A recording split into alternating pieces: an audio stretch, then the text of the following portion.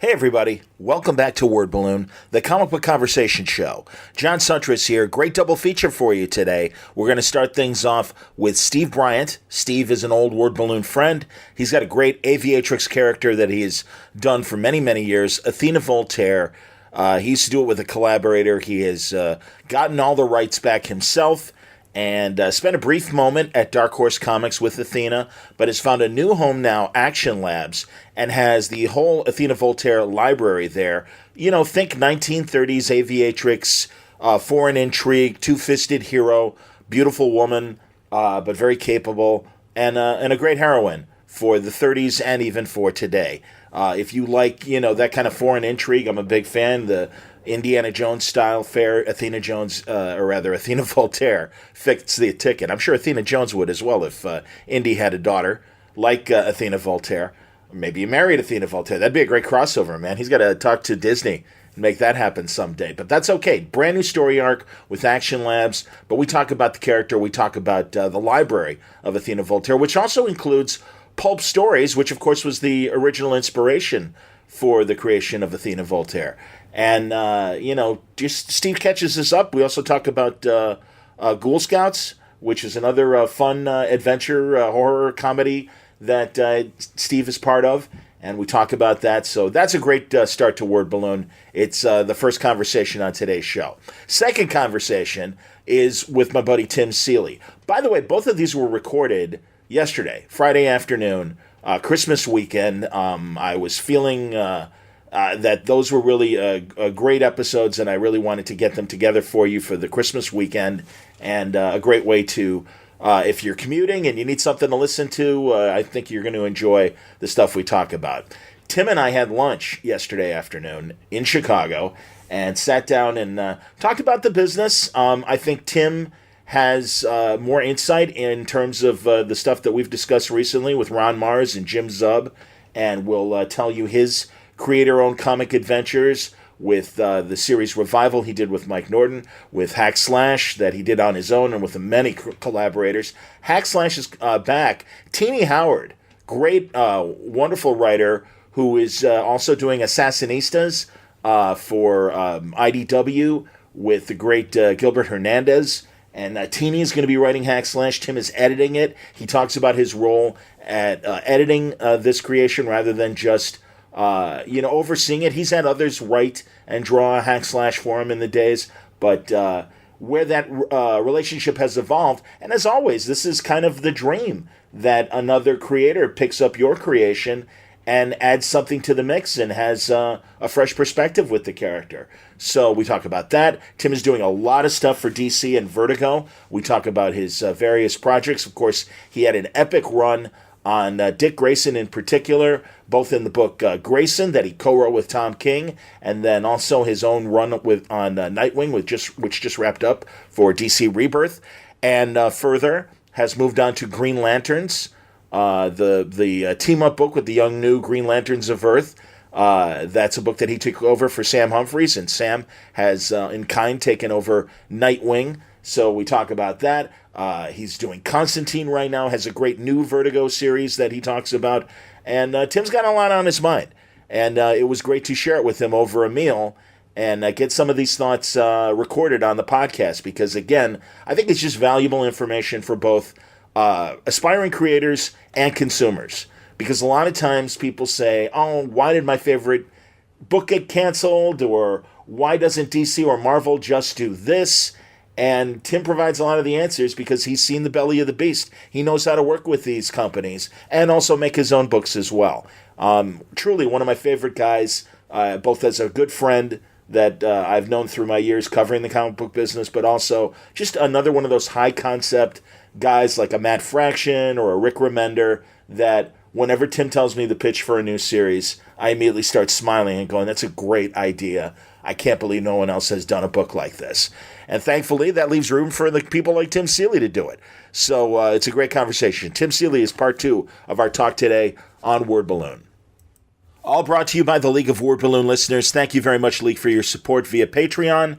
I know that there was concern about Patreon for a few minutes, but I think that they have, rectified things. They listened to the consumers and also the content providers, and said, please don't change the way you take money from our subscribers. That's stupid. We didn't want it. We didn't ask for it. And we don't like it. And luckily they responded and said, okay, we heard you. We're not doing it that way. So thank you again for subscribing to Word Balloon via Patreon. You go to patreon.com/wordballoon or go to wordballoon.com. Click on the Patreon ad. It will take you there to my Patreon page. And do you like Word Balloon? Do you think Word Balloon is worth the price of a comic each month? If you do, and if you can afford it, subscribe to Word Balloon. Thank you very much for the support. It makes it easier for me to go to conventions and make the connections that I need to upgrade the equipment, and hopefully provide you with hours of fun entertainment each month here at wordballoon.com. Thank you very much, League of Word Balloon listeners. Word Balloon, as you know, is also brought to you by In Stock Trades at instocktrades.com. Now, let's face it, folks. It's Christmas season. It's Christmas weekend. You're going to have a lot of gift cards. You got the relatives that just hand you money. You might have some extra money for, books that you don't normally have in your pull list and graphic novels that you might have considered in the past. Think about instocktrades.com, because that's the place to go to great books at great prices, free shipping if you spend $50 or more, and they know what they're doing. And there's a whole crop of new graphic novels that are available now at great prices at instocktrades.com. Reach back for New Teen Titans Trade Volume 8, the classic Wolfman Perez run, and right there on the cover, we got the marriage of Donna Troy. Pretty neat. She marries her man Terry, and everybody is there in full wedding regalia, standing up for the new power couple of the DC Universe. This one is 45% off, $10.99. You can get the Jack Kirby Fourth World Omnibus hardcover. How many pages? Wow, 1,536 pages. This seems to have everything, so you might want to check it out. 45% off, only $82.50. Now, that's a big-ticket item. There are smaller but equally significant books. There's, for instance, Black Hammer Volume 2, The Event. This is the second volume. Dean Ormston, who I hope is recovering from his injuries, our buddy Jeff Lemire, who will be coming soon back to Word Balloon to talk about this series and more. But, man, I love Black Hammer, and I love its spin-offs like Sherlock Frankenstein, and everything that's happening in this book right now. Pretty neat stuff. But this is the second volume, 45% off, $10.99. Deadly Class, Volume 6. I mentioned Rick Remender earlier. This is his book with Wesley Craig. Tremendous story that continues to be entertaining. This collects issues 27 through 31. It's 45% off. It's only $9.34. Come out to instocktrades.com, and you will see more books at great prices that are waiting for you. Instocktrades.com. All right, without further ado, let's pick up our conversation now with Steve Bryant. It's great to welcome him back and have a chat about Athena Voltaire and some of the other things that he's working on to forward his career. But I'm a huge Athena Voltaire fan and happy to know that a new arc is starting in February. It's in previews now. Let's talk to Steve Bryant about Athena Voltaire and more on Word Balloon. Steve Bryant, welcome back to Word Balloon. Always a pleasure, my man. We go way back. I want to say your first Word Balloon might have been 2006, probably 2007, but pretty early on, man. No, I think you're right. I think 2006 sounds about right. It would have been when the first Athena Voltaire stuff came out through Speakeasy. Very cool. And here we are now, 11 years later. And I'm glad that Athena Voltaire has found a new home at Action Lab. Yeah, I'm just cutting down publishers left and right, leaving them in my wake. No, sorry. But yeah, Action Lab is just a great home for us. We were at Dark Horse briefly under an imprint called Sequential Pulp, but the imprint folded when the founder of it, Michael Hudson, passed away unexpectedly. So we were really glad to land at Action Lab. That's cool. So now is it going to start as floppies and then become an eventual trade? Is that the plan? What's coming out in February? It's in previews now. Yeah. It's the first issue of the ongoing series. We did a Kickstarter campaign. I think back in like April or May, to kind of put down some seed money for the ongoing. And then, we're launching that in February.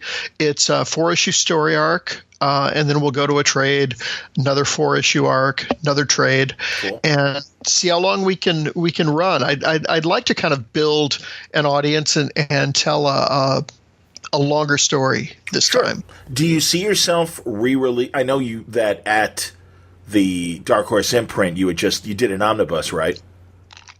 Yeah. We kind of remastered it because. Yes. Paul Daly, my original collaborator on the book, had left, and I had checked with Paul and said, "Would it be cool with you?"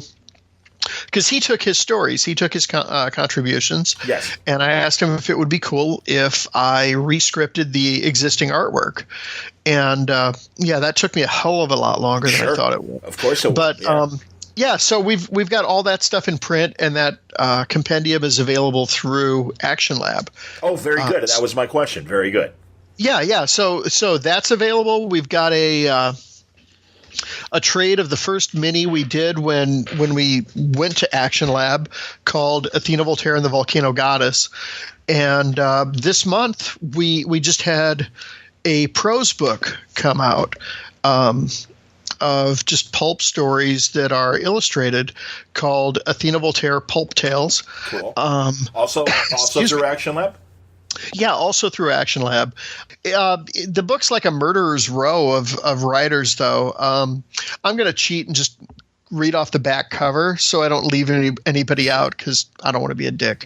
But Tom King, Karina Beckow, Gabriel Hardman, Eric Troutman, Will Pfeiffer, Genevieve Pearson, Dirk Manning, Michael May, Caleb Monroe, Mike Oliveri, October Crifasi, Mark Mason, Chris Murrin, Ron Fortier. Oh, Ron Fortier. Awesome. Green Hornet Ron Fortier. Fantastic. Yeah. Elizabeth Amber Love, Ryan Schroet, and Brad Kefauver, who I've known for decades. So, it's a good batch. That's excellent. And a lot of mutual friends in that list, including our dear friend October Crifasi, who we go back in our radio days and everything. And I've been very proud of her. She's been on Word Balloon to talk about her various productions that she's done story-wise in their most recent years. And I remember when she was writing that for you. So I know that was that was another one that was like a long time coming, and I'm glad. Look at all the people that you have now, and you got a lot of these people too. I mean, Pfeiffer obviously was doing his thing already, but you got Tom pre-Batman obviously and pre-Vision, I believe, for that, correct? Well, yeah, actually, Tom Fowler hooked me up with Tom King for his first prose book, Once Crowded. Yep. Yeah, I did the comic book style lettering in that book. I didn't realize that or remember that. That's fantastic. Yeah. So because I had known Fowler through Comic Twart, and then I met Tom King then, and we hung out at a bunch of cons. He was always super cool, and it's kind of amazing to me to just look at his career trajectory. Sure. Jeez. Absolutely, man. The thing. I mean, and you... Oh, totally. Yeah, well, that's the thing I was going to say. You obviously saw it first with Once a Crowded Sky. It's a great novel, and listeners, if you haven't picked up King's novel, it's been a while since Tom has bbeen on. I try to get Tom on probably twice a year or so. And I know we had a conversation in the summer before the War of Jokes and Riddles began. That I think right around the time I think the Batman Swamp Thing had come out, and when Bruce asked Selena to marry him and everything, and then we went into the war. But pick up Once a Crowded Sky. It's an excellent book. So very cool. That's awesome, man. And Fowler's the one who introduced me to Tom King as well at a New York con years and years ago. He should get like some kind of cutback. Fowler, something. Yeah, exactly. Finder's fee, exactly. That's good. Or I don't know if you know. Here's a fun fact in boxing. Jim Braddock, who was, of course, the Cinderella Man, as depicted in the Ron Howard movie, the champion before Joe Louis, part of the deal to give Joe the title shot was Braddock got like 10% of Lewis's purses for I forget how many years, but he made a lot of money from Joe Louis fights and everything. It was not a bad investment. So so you're saying it was like National Periodical Publications doing the newsstand distribution for Marvel or Atlas. Yes, that's good. Oh, very good. So nice, well done, well timed. Hey, it's a comic show, baby. Come on. I'm with you. Have you been watching Kirkman's AMC comic book documentary series? I've got them DVR'd, but I haven't gotten around to it. I went back to school like a year ago, so I've been a little busy. I just finished up. Yeah, I finished up my semester, so now I'm catching up on comic stuff and non-school. What were you studying?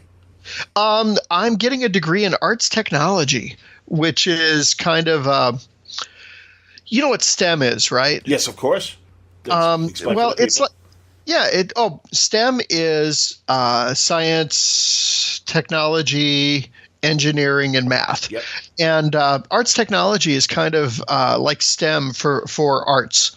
So it's where music and graphic design and illustration and live performances and all these things kind of come together. It's video editing and sound editing. Terrific. With the idea that, all these cross disciplines will kind of intersect. Like if you're doing if you're putting together a website and you're putting on audio and video, you're going to have to know how to mix that stuff. Absolutely.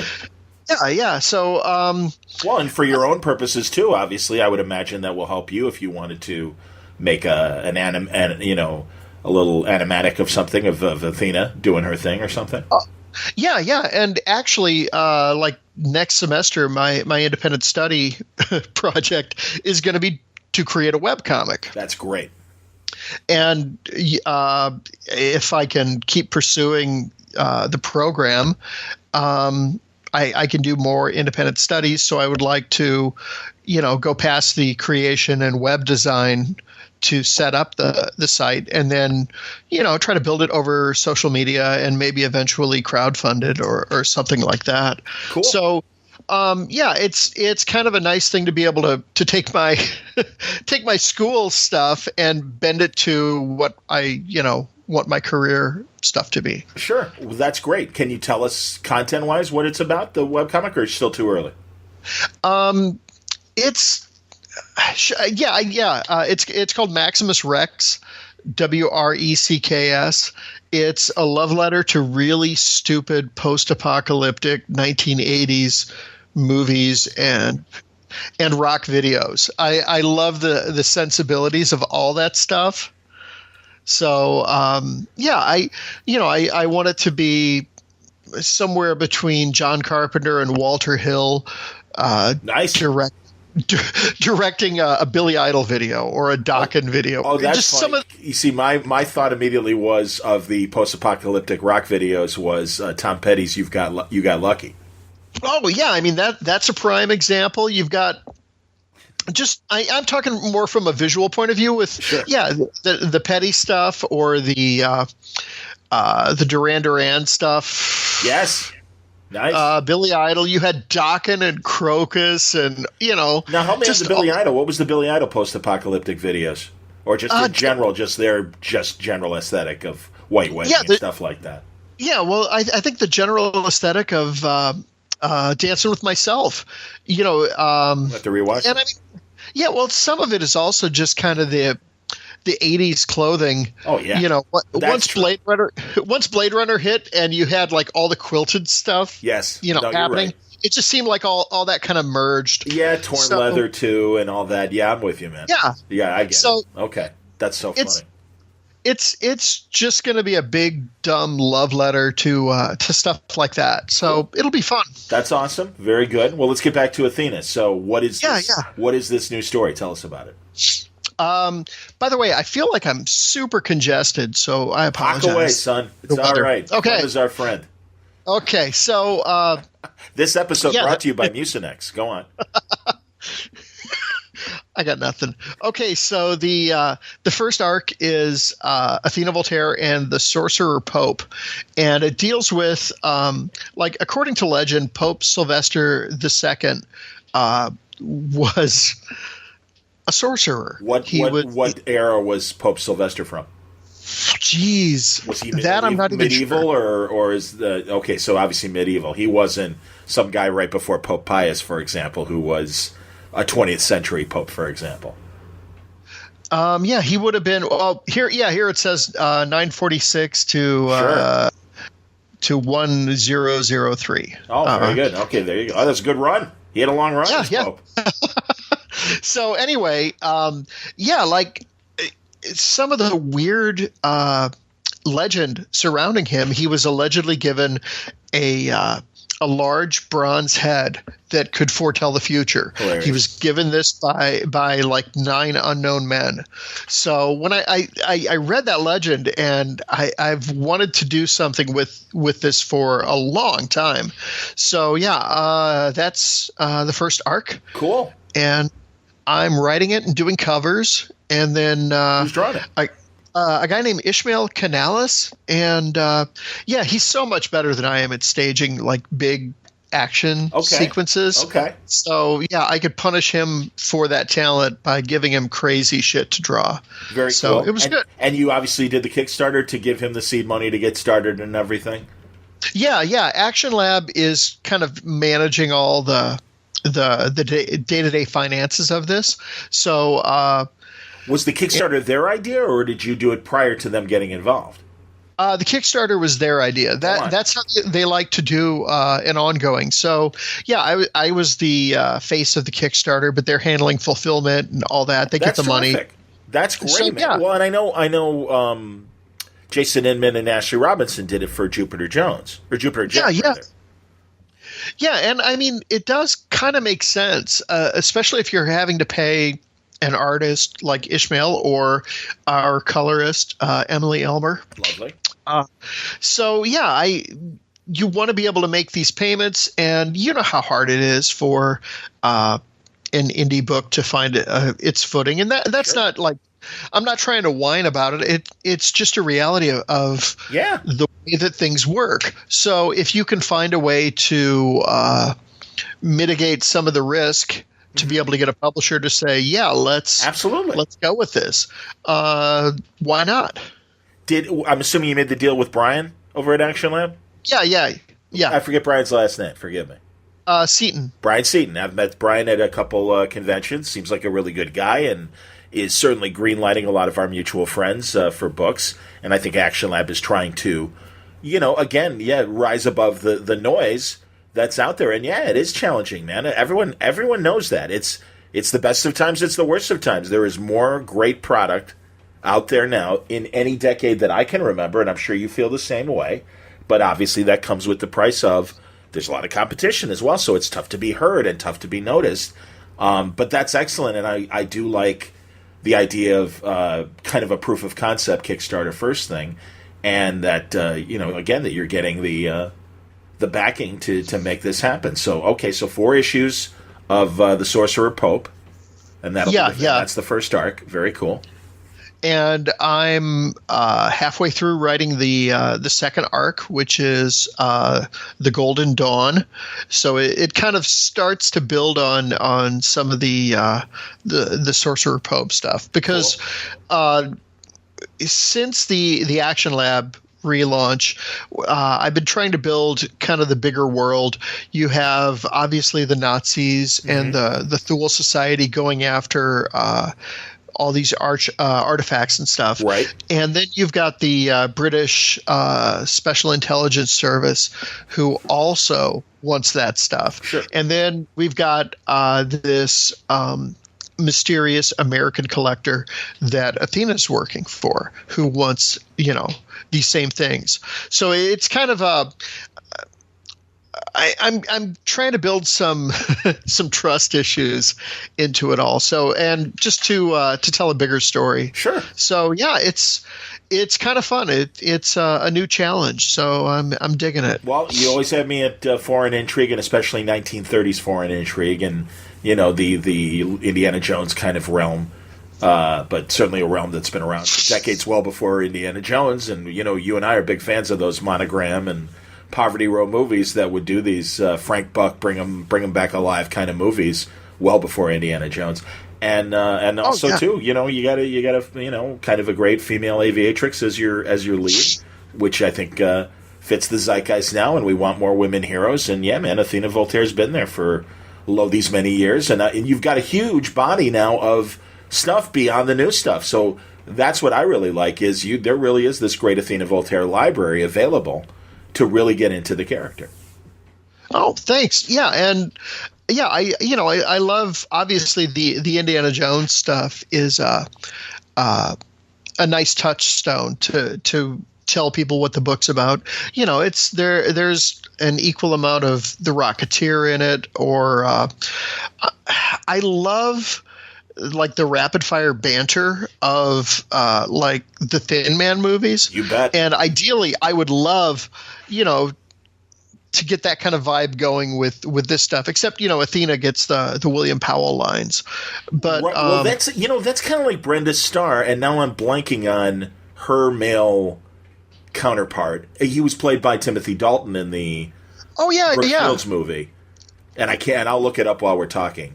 But yeah, I mean, that is, I understand. It is kind of tough. Chris Pine had that problem. Well, I think they succeeded with the way they did Steve Trevor in the Wonder Woman movie, where Chris Pine didn't get in the way of Gal Gadot being the hero. Right.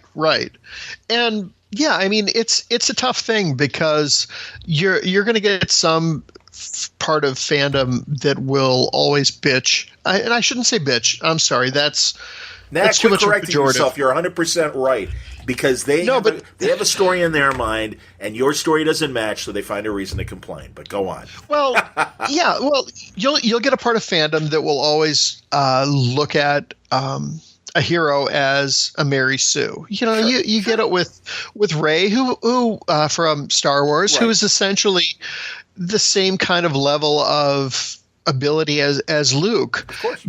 So yeah, I don't know where I'm going with that. But that's what I'm saying. Man. No, I that's the fear that you're creating a character that might be a Mary Sue. Athena Voltaire is no Mary Sue, and certainly and yeah. Well, and I always think of a Mary Sue as walking into an established universe, and it's Ensign Jones saves the day rather than Captain Picard saving the day. If I can always lean it back to Star Trek, right. That's a Mary Sue. Rey, granted, is coming into the Star Wars world, but again, isn't the only new character, and this is a new generation of heroes. And yes, they are bumping into the old guard, and gladly that's happening and stuff. And I guess, we were talking off the air about what people are complaining about regarding The Last Jedi. You haven't seen it yet, but yeah, I mean, I think that is clearly where some of the hate is coming from. Of, hey, I want to see more of Luke. I don't give a damn about Rey. And it's like, well, yeah, but, Luke is 70. Or however old Mark Hamill is now and everything. And still great, and we love him. But, no, it's, sometimes you got to pass the baton. No, it's a good point. So, yeah. Which has nothing to do with Athena Voltaire, but by all means. But yeah, I'm psyched about seeing the movie. Yeah. So it's Christmas Day for us. Nice, very good. I've got the tickets. We're set. That's cool, man. Yeah, and we're recording this on Friday before Christmas and everything. I'm lucky that I saw it on Wednesday because everyone's busy, man. I don't get me wrong. I'm thrilled for the people that are right there, the night before at midnight on Thursday watching the movie. That's awesome. But there does come a time when it's like, all right, well, I got to pay the bills. I'm going to actually have to work today. I'll have to find a day that I'm not working to see it. And it's tough on social media, too, because everybody immediately wants to start talking about it. So it's a challenge. Yeah, it's weird. I have not run into any spoilers yet. Oh, so maybe I just know really polite people. I think you obviously do because, yeah, someone blurted out what they felt wasn't a spoiler, but I'm like, well, I didn't know that was going to happen, so thanks, I guess. Yeah, but it's nothing to do with the story. Well, yeah, okay. Well, you clearly don't think so, but whatever.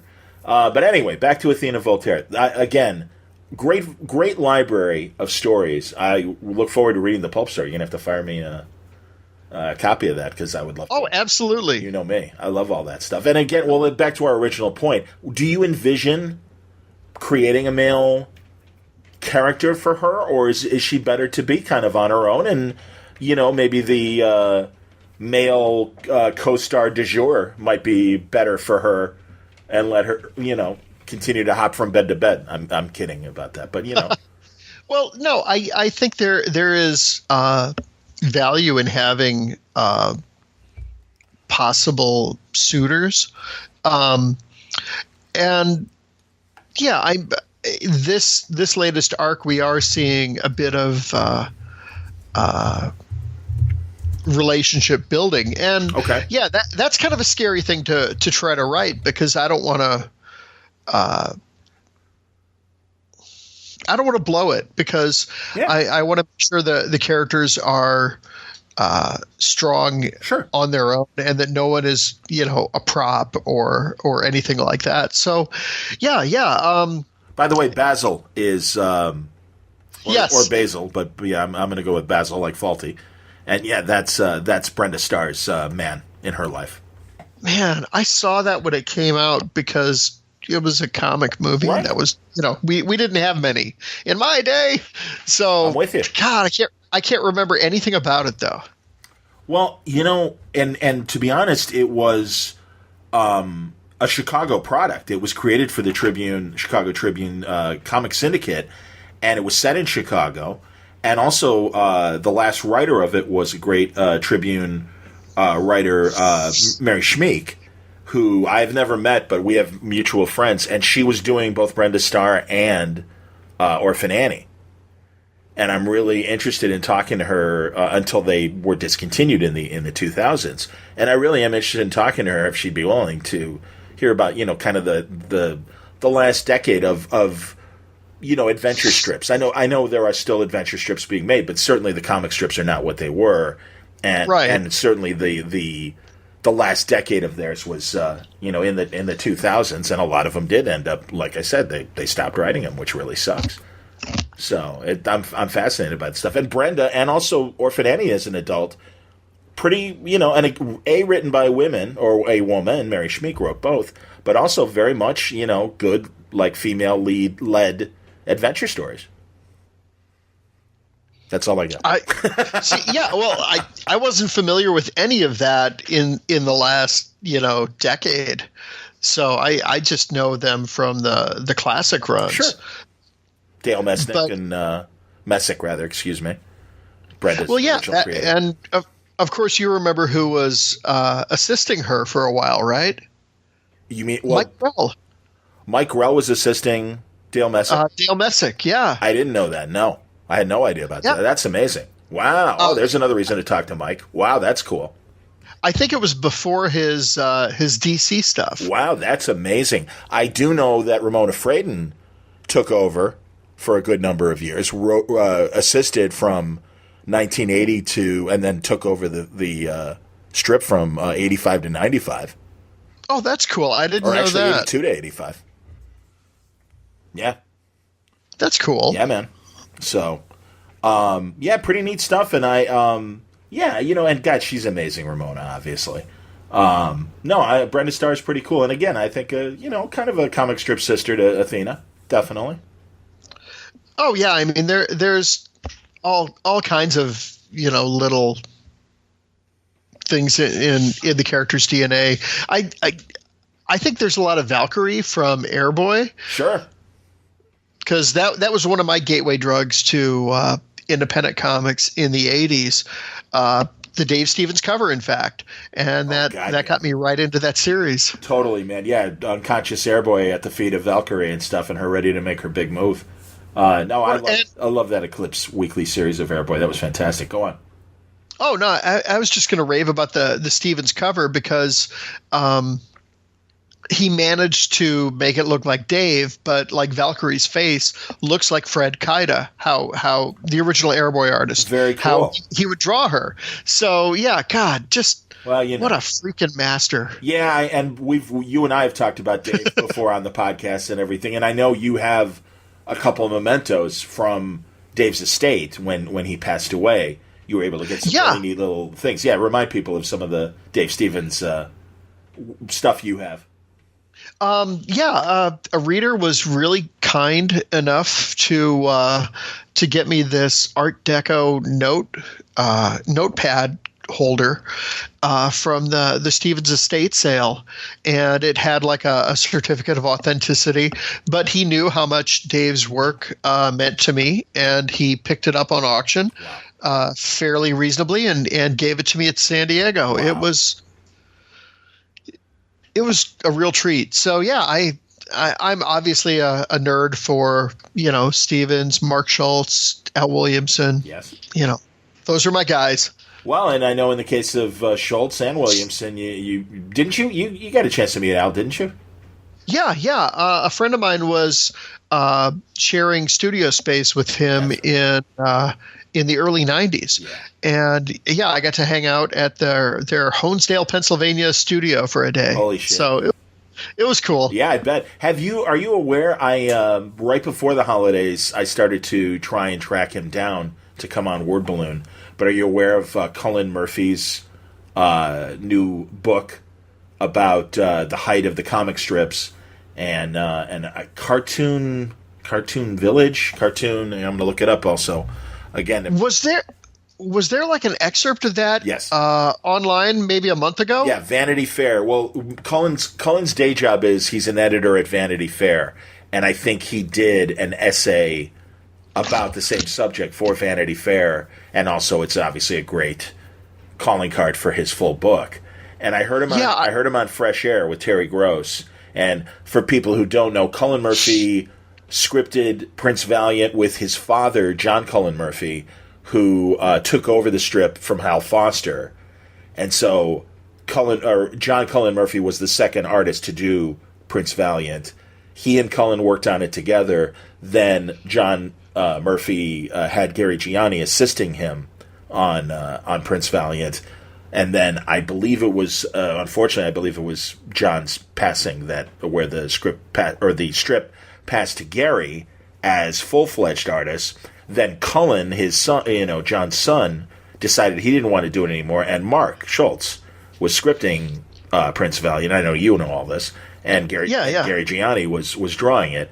And Mark's been on Word Balloon, and he's a mutual friend of ours, and one of those go-to guys every San Diego. I got to stop at Mark Schultz's booth and tell him how much, I love Xenozoic Tales and everything that he does from writing and art. And yeah, he's a wonderful, wonderful guy, and you know him better than I do. But yeah, I'm always happy to take a moment and say how much I love Mark Schultz. So that's awesome. Yeah, amazingly talented and just a sweetheart of a guy. Okay, now wait a minute though. I'm going to bring John Cullen Murphy back around. Of course you are. To Word Balloon. Yes, indeed. Well, maybe more me specifically, but go on. In the most John Suntress kind of manner I can. Before he did Prince Valiant, do you know what John Cullen Murphy did? Of course I do. Drew? Of course I do. The greatest boxing, and I will say greatest because I think it is. Look, Joe Palooka and Ham Fisher. That's obviously one of the great comic strips of its time, and it's a humor strip. But if you want straight up adventure in the same vein as Rip Kirby and Secret Agent Corrigan and those kinds of Milton Caniff stuff and everything, you go to John Cullen Murphy and Big Ben Bolt. Yep, because that is awesome. But I just found it funny. I thought, of course, it'll come right back to boxing. Yeah, of course, it has to come back to boxing. Cartoon County is the name of the novel or the book that Cullen Murphy did. And it's available digitally, and it's available as well as a hardback. And yes, I read that Vanity Fair essay and also heard Murphy on Fresh Air, as I said. And yeah, just great stories about this county in Connecticut that was, a commuter's ride away or drive away from New York. And a lot of the cartoonists, as they do today, you yourself in Central Illinois, and some of the others, like Scotty Young is also down there, and one of the ways they're able to keep costs down and still pursue cartooning and stuff is living in a place within their means. And all these guys kind of lived in this one county in Connecticut, and then it gentrified, and they all started to slowly move away as they got older or they retired there and stuff. And no, it's fascinating, and Cullen grew up surrounded by a lot of these greats. I think Schultz wasn't there. It was, Mort Walker, Beetle Bailey, and Dick Brown, I want to say, from Hagar the Horrible. And Go on. Was Alex Raymond out there? I think Possibly. I would think he was. Well, I always forget when Raymond passed. Did he pass in the 60s? No. It would have been 50s? Early to mid 50s, maybe. Yeah, because I know too that Cerebus, and I'm blanking right now. Help me, the creator. Oh yeah, Dave Sim. Yeah, Dave is doing kind of the death of Alex Raymond very slowly via Patreon, and it's Stan Drake and Alex Raymond and that whole story. So that's where Raymond took him out to show off his new sports car. Yes. Now, did you ever read the? God, this is the no. This is what we do. Go on. This is Word Balloon. Welcome. The Tom Roberts biography on Raymond. No, our mutual friend Doug Klaba told me how great that was, and I haven't read it yet. Yeah, it's a really good book, and actually, Tom lives down here in Normal. Yeah, I did. I forgot. Yes, Illinois State country, Normal, Illinois. Yeah. Very cool, man. No, that's awesome. And shame on me.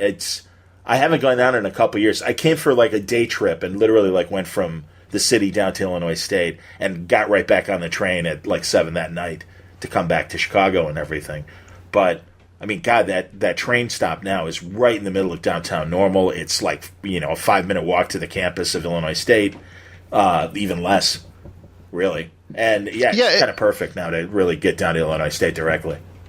It's like a 2-minute drive from my house. So next time you're here, I'll force you to go to dinner. Absolutely, man. No, absolutely. So I still have you and a couple other friends down in Illinois State country. So that's very cool. Well, anyway, so you got Athena Voltaire coming up. It's in previews now.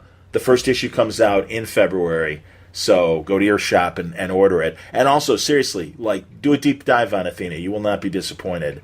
All the stuff that Steve's been putting out with Athena Voltaire. You guys had me at hello with your first books at Speakeasy and stuff. So it's I'm glad that it's found a new home, and we'll keep cruising along. But you've got another project in the works that I guess debuts in March. Yeah. Also at Action Lab, it's the second mini-series of Ghoul Scouts, which is a book that I do with I write it, and Mark Stegbauer draws it, cool.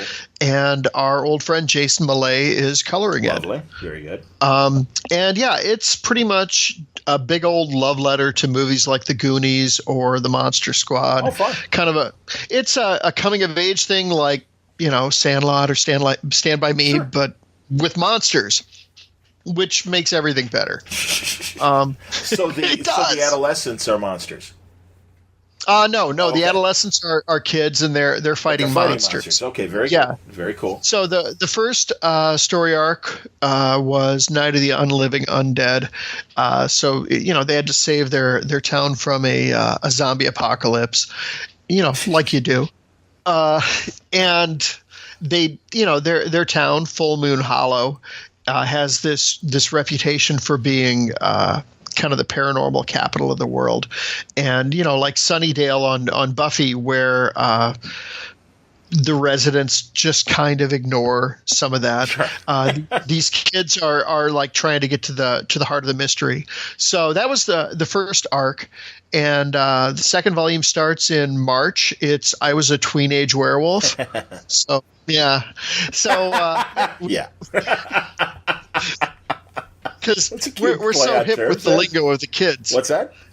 I said we're so hip with the lingo of the kids. Well, exactly. For all the Michael Landon fans that loved the original I Was a Teenage Werewolf from the 50s.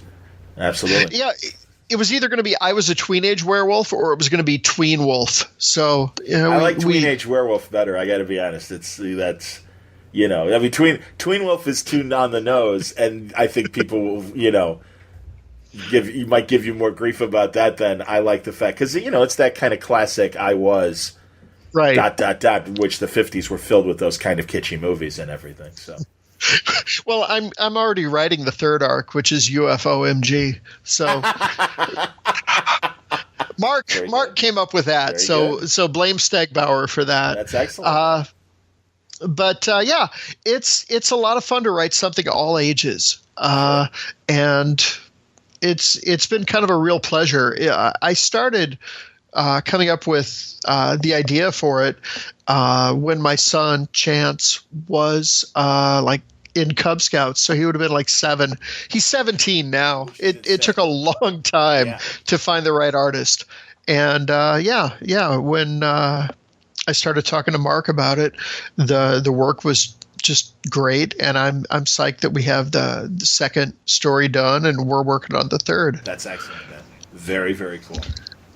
Thank you. Very, very good. No, I'm excited for you. And again, this is a good time, and I'm glad that you're taking the training that you need to promote your work and taking advantage of both the skills but also the platforms that are available now in the digital age. So I think this is a good time for you and everything. Are you confident in terms of moving forward? Like you said, you're going to have the webcomic coming out in the spring, right? Spring? Probably Summer? Closer to summer. Okay. It'll be my project in a spring class. And I mean, Athena started as a webcomic. Right, of course. So it'll be kind of fun to get back to that after, having been away from it for like 12 years. So are you doing it? Are you doing it independently, or are you going to hook up with one of these, webcomic networks that are popping up now? I don't know. It's so weird because, when I started doing Athena Online, that was 2002, I think. Sure. So I'm not in touch with a lot of how it works. I'll probably have to ask some people, Yeah, talk to Norton and talk to, some of the other guys that we know and women that we know that are certainly, taking advantage of these channels. Yeah, it was. It's been a long time since Scott McCloud was out there, preaching, the digital comics revolution, and shame on me, I'm going to forget Penny Farthing, right? Or what was it? What was or Penny Arcade rather? Penny Arcade and PvP when Kurtz was really just getting started with PvP and stuff like that. I mean, it's amazing now. You think back, like obviously for you 15 years ago and stuff. I mean, Steve Conley. And what was it called? His sci-fi thing. Astounding Space Thrills. Yes, which I loved. Astounding Space Thrills was so fantastic.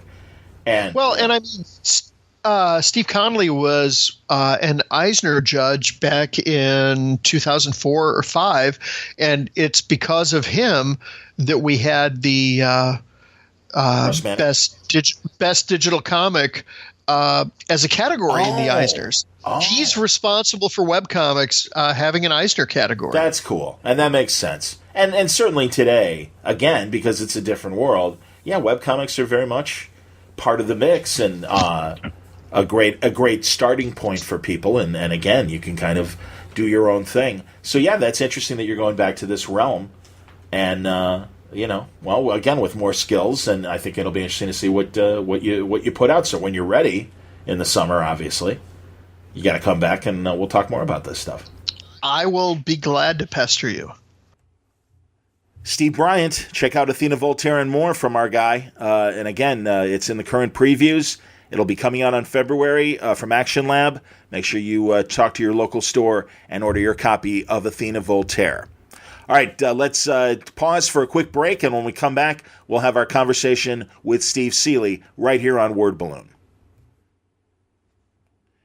All right, we're back. This is a fun conversation that I had with Steve Seeley just on Friday. As you'll hear, we're in a restaurant, and we'll talk between bites. I promise no gross mouth sounds as we're chewing, but you might hear a little waitress and customer chatter as we're discussing the state of comic books, his own creator-owned series like Hack Slash, and also his new Vertigo series. Certainly a little revival conversation in there, and a lot of work that Tim is doing currently for DC. But let's have a new conversation with Tim Seeley now on Word Balloon.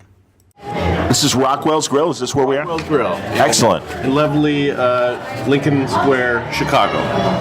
Indeed, and it's a lazy Christmas weekend afternoon on Friday, the Friday before Christmas, and I have the great opportunity to hang with Tim Seeley. We're having lunch, and we're talking about the business of comics. This started at a 4-star Christmas party, this conversation, and I'm like, this is good. Let's save it for the pod, man. So Stop talking. Start at that party and then have to be finished off later because you get really drunk and you don't remember anything you said. Yeah, totally.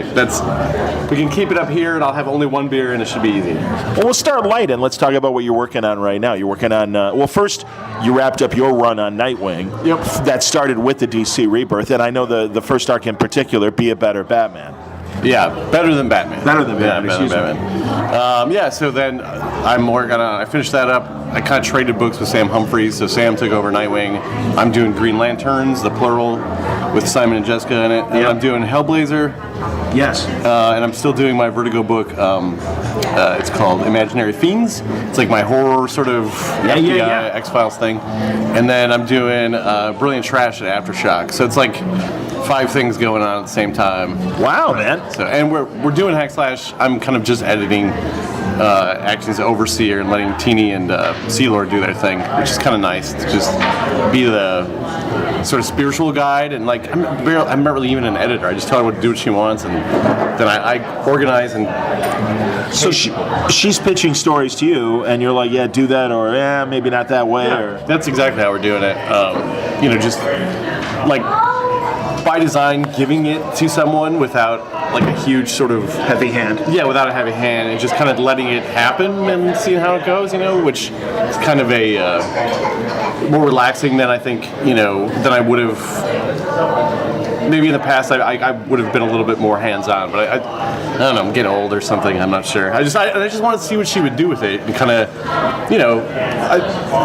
I'm old enough now where, like someone like Teeny kind of like literally to some degree grew up reading Hack Slash. Like she was 15, That's crazy. 16, That's fantastic. Yeah. What a wonderful compliment. And to see that generationally now happening, which I understand. Jesus, thanks.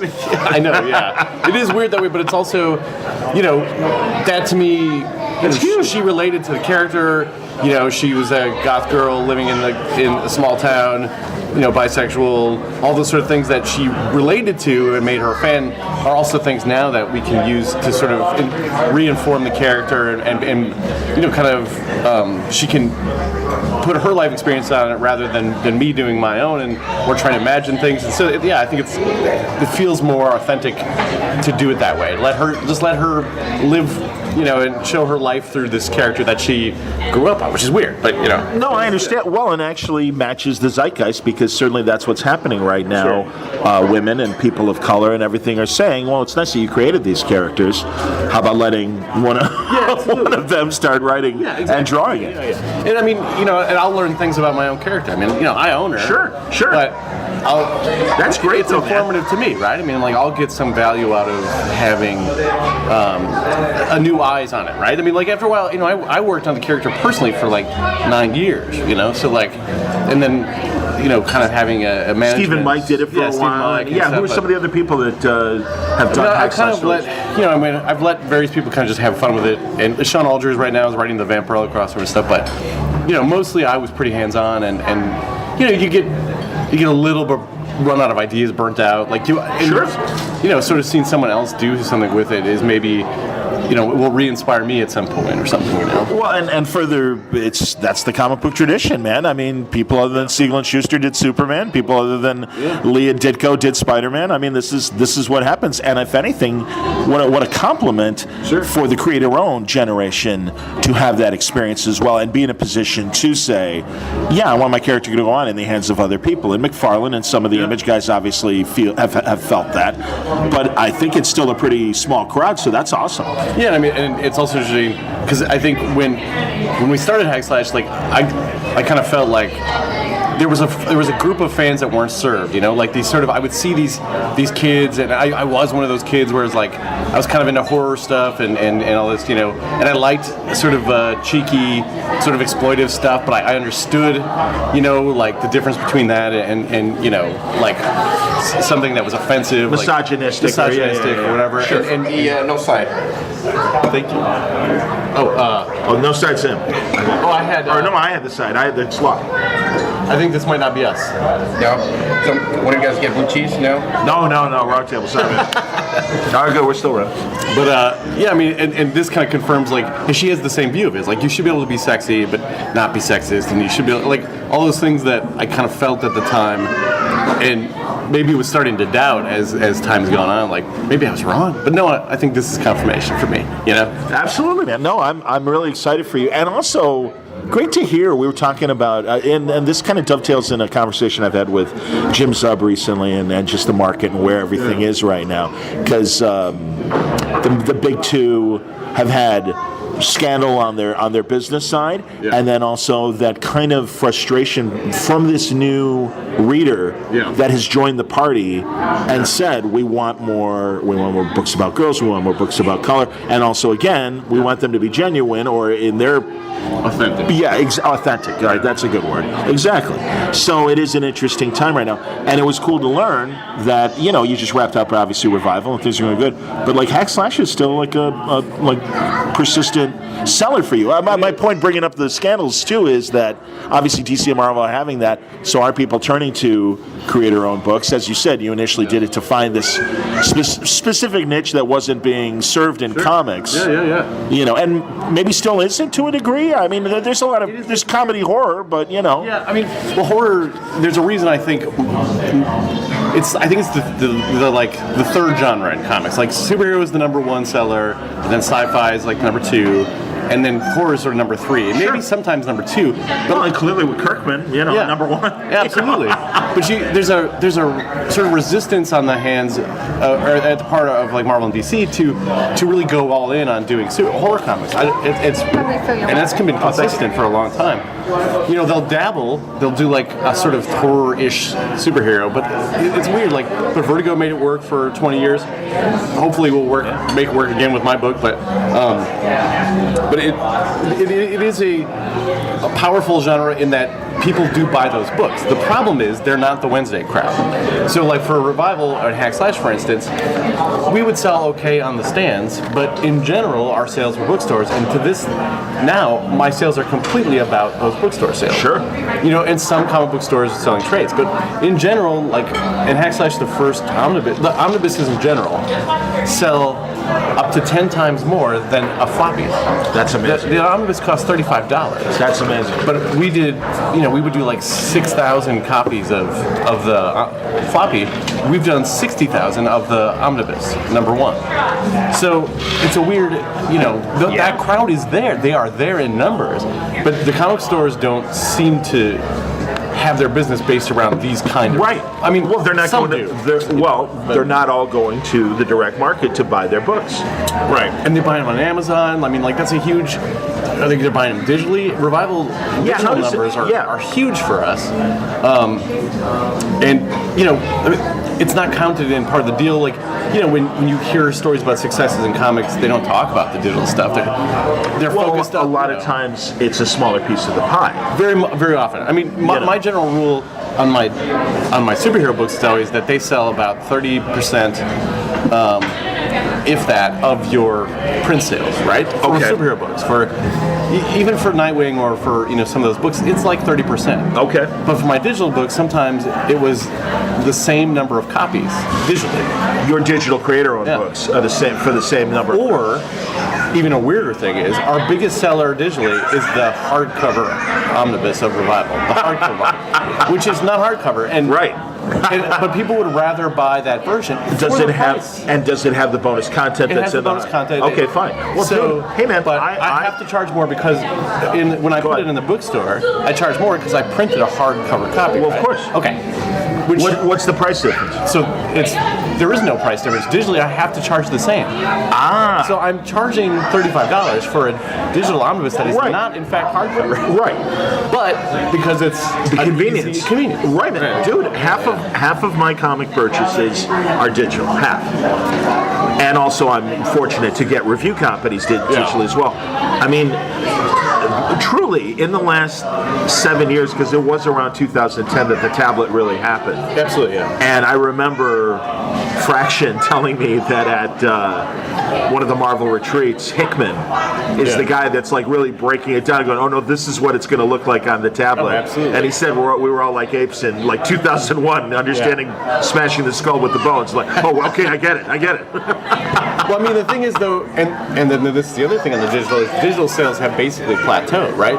Because the sort of penetration of that lapse reader or tablet reader? The tablet, basically. The tablet. That's interesting, though. You only have so many people who are going to buy and use the tablet, right? And use it that way, yeah. And use it that way. Sure, so sure. we pretty much sort of... That's interesting. I would see my numbers for digital double every 2 quarters. But let's say like through 2010 to like 2012, 13, let's say. I would see it double, maybe triple every time. Sure. Like the first time I got a Comixology report, I had sold like 80 copies, let's say, and then I would see it like triple, and then that number would triple, and then I'd see it, like it was going up. Right. And now it's sort of held steady. And I think that it's also why you see like. Sometimes I see the defense of people, like a book will get canceled by Marvel that they really like, and it was reaching these new readers, and Marvel will cancel a print it, or the book, and people will say, well, it must have been done really well in digital. It's like, that may be true, but that's not enough. Right, it won't cover the production costs. Cover the it doesn't. Sure, it's that basic. We're not selling that many. We're selling some copies, and it's all gravy, but it's not enough to support every book. Yeah, maybe any book at this point. I mean, it's just not. If that's the only way you're making the money, it's not enough. You say digital if that's the only way you're making the money. Amazon gets a cut, right? Apple gets a cut. Like you have to share that money, and it's not as much as I think people probably assume it must be. If you simplify, a $3 book, is it more than $1? Obviously, that goes to these things. You get it's like 75 cents or something. The creator gets only 75 cents for that $3 digital price. I don't know the exacts, but it's somewhere around that. I mean, you're splitting it in half right off the bat. Yeah, no, I appreciate you breaking down those numbers because I think that is a question, and it's something before we started rolling that we talked about how I think it's very easy from an armchair quarterback way to look at books, to want to be part of the community, want to make books, and think, I understand that this is the way things have been done for years, but it's got to change, and it should change a lot faster, and it should be a lot easier. And they don't realize both the economic mechanics behind it, or the obviously in some ways it is just kind of cliquish, institutionalized. Well, I've always gotten talent this way, and I'm still going to get talent this way. I don't know. It's tough. I mean, and we've talked about this before, but it's like, so every time there's sort of a new fan base arrives, and for years I think what comics was saved in the sort of mid 2000s by the influx of female readers. Absolutely. Sure. And also by the bookstore market and all that sort of thing saved comics from going away. You think it was that drastic? Yeah, absolutely. I think that saved it more than the films or any of that sort of stuff, because the films don't lead to comic sales. But the female readers that they're in general, that audience is just bigger readers. I mean, the YA audience does exist without women. It just doesn't. So, but every time this new fandom comes in, which is amazing, they rediscover the shit the last generation knew, which is the direct market sucks and it's fucked up, and the way that these companies do business is often ridiculous and stupid and nonsensical. And they rediscover this and go, what is this? And we all go, yeah, we know. I know. It's fucking stupid. But it's just this weird thing where it's like, and when I came into it, I'm sure I was doing the exact same thing, and the older guys were like, oh, Jesus Christ, yes, we know. It's fucking shit. But there isn't an immediate way to change it because of how much everything relies upon the direct market to be the base from which we can step up, right? We can't switch directly to the bookstore market. We'll close all these comic book stores, and that'll kill it. And there's all kinds of distribution things that are inherently tied to the way we do this business. And I think people forget about print comics is they have to be driven to a comic book store in a truck, right? And so that is so. It's so easy to forget. Like, I want to see us represented on the page, and I want to see creators. It's like, yeah, but here's the other thing. A truck has to deliver these things and charge someone to put them on the shelf, and they need to make money because they paid for them to be delivered. Yeah. And they need to use the shelf space they have, which is limited, to make sure that everything that has a facing sells enough to justify its existence. It's like this, it's just so frustrating, I'm sure, for everyone, but in a weird way, it's like, I don't know how to get around that. No one has come up with a good solution to this in a long time. Right. I mean, and I think, like, Marvel and DC certainly benefit from the existence of the direct market because it allows them not to have to seek out other venues to sell their comics. Right. Which is not to say they're lazy. They do try things. Sure, it just doesn't there's work. Disney Store. There's other kinds of licensed kind of things that aren't bookstores per se, but a place that they can do, another retail place to sell things. Right, exactly. And so it's always, and then there's always going to be, and this one, it drives me crazy too, is because there's always going to be someone who says, well, why aren't you selling at 7-Eleven? Why aren't you selling at Walgreens? Why don't you have comics? And it's real easy. Why? Comics are too cheap. Exactly. They don't justify their existence. The shelf space on these convenience stores, because again, it's a different world, and a magazine costs $7. Oh, Jesus, that's a cheap magazine. That's a cheap magazine, right? 7 to 12 is like the price for a magazine now, right? Entertainment Weekly had some big superhero thing that I saw in the supermarket line, and it was like an $18 or like a $19.95 magazine. It's crazy. And I'm like, I'm not going to spend that on a magazine. Are you nuts? The weird thing too is, magazines like Cosmo and stuff like that, they cost more to make than they're selling them for. The amount of journalism, the whatever in quotes maybe, and the feature, and the printing, sure, and the printing costs. Thank you, sir. The printing costs, they're selling. That's why you open a magazine. The first 30 pages of Men's Health Journal is ads. They're making their money off of advertising. Comics don't have advertising. They have very little advertising. Very little, yeah. Yep. So it's like this weird thing. It's like I understand people's sort of doubling down and being like, how dare you cancel these books? And man, I have that happen to me all the time. How dare you cancel the book I was reading? How dare you cancel the book I was writing? And being able to pay for my rent with. But there's all these other factors in there that are unfortunate about just the way the business is, All right, we've had our meal, and Tim was just making a point during the meal that it's ironic because for decades, if you wanted to be in the comic book business, you really needed to be in New York. In fact, Cullen Murphy, I'm trying to get him for the show. Do you know about his book? He was the scripter for Prince Valiant. His dad took over for Hal Foster. John Cullen Murphy, old comic strip artist, talked about that one town in Connecticut. That a lot of the cartoonists settled in and everything. And everybody, Mort Walker, Dick Brown, all the classic cartoonists were there. Yeah. So, and obviously it was the proximity to New York, but obviously a cheaper part, but still commuting. Right. I mean, that's true. That's true of Chicago. There's neighborhoods that have all the cartoonists in it because they're reasonably priced, because nobody who does comics is super rich, really. Right. But I moved into an apartment above the studio that Jill Thompson and Tony Akins used to share. Mostly, it's coincidence that I moved into this neighborhood that also James Asmus was my neighbor. That's amazing. Yeah. I didn't know James was here. He was. He moved to LA, but when he was doing theater stuff, he was here. I didn't realize that. Jeffrey Brown, from where we are right now, lives about a block from here. Yes, he did. I used to see him there. All the Chicago comic creators, for some reason, we all settled here, just coincidentally. Yeah, Lincoln Square and Roscoe Village, and kind of in that same area. It's like everybody. Albany Park, yeah.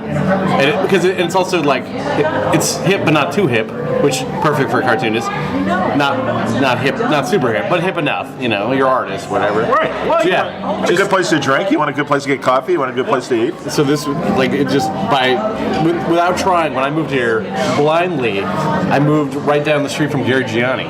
I could see Jerry Gianni's house from my my first apartment here. Completely weird. I don't know why that is, but it's always been that way. But we're just talking about location in general, about New York having been the place, and then starting around like the 90s. Like, well, actually, like by the time FedEx comes around, even before internet, people were living all over the place. Right. You know, you could hire people in Texas. yeah, or Italy or whatever. Right, yeah, internationally, certainly. And then, but then internet and FTP changed everything, right? So then the idea was that you could, especially artists, I think more specifically, could live anywhere. But I think it's kind of going back around now to it's becoming a thing where you just being on the coast is a huge advantage. One of the coasts, because even and more so LA, I think, than any place, because Hollywood is there and DC is there, and I think because you're constantly competing with people in other industries, writers I think is a big one. You're competing with screenwriters, you're competing with cartoon writers, and they're all there, all of them. There's not a single TV writer who does not live in Los Angeles, basically. So it's getting harder, I think, to live somewhere other than the coast. It's weird. And New York is even not even such a thing anymore because Marvel and Archie, pretty much, as far as the big two. And also just like. And really, Marvel is, there, but also obviously very much in LA. Yeah. And just like not a lot of creators who are interested in doing comics now live in New York, right? I mean, probably partially they've been priced out, but partially they all moved to Los Angeles. Sure. Because you can do comics on the side and also then work staff on a show or have some. Yeah, like the Benson sisters, obviously. Yeah. Writing the 100 and then also doing their DC work. Absolutely, and that's I love those ladies. Yeah, they're great. They're my competition because they got that day job and that TV show, and they're on the lot. I mean, that's the thing. Not only is DC specifically in LA, but they're on the Warner lot, and it's that same idea of, I'm sure, a culture that everyone's at the same workplace, and I'm sure After Hours bleeds into that, just like it did in New York for decades. Yeah, exactly. Yeah, and it's just harder. I mean, we still here have a sort of creative community, but it has dwindled to some degree because we've lost people to Los Angeles. Sure. Who who did specifically move to LA from here? Well, I mean, that jerk Burnham. I mean, anyway, Burnham's in LA now. That's great. He's in LA. James Asmus, actually, we just talked about. Okay, there you go. But I mean, a lot of the, if you were, it's I have friends who are comedians and theater people, and like they just lose their friends on a very regular basis. Like they're just getting sucked up by a lot. Sure. Of it. So I do see that kind of coming across in other stuff. I mean, it's hard if you're a writer in Chicago. You're not going to be like staffed on a show, right? Well, no, and it's funny because actually there is television production happening here at a great rate. But you're right. That's rare. That's rare because I know Fialkov, when he was writing for Chicago, one of the Chicago PD or Fire or Med, that he had a couple months out here, but not a long time. And it was back in LA, back to the writers' room. They keep the writers' rooms in those places, Yeah, I mean, you're right. The production jobs in Chicago have gone up for that stuff.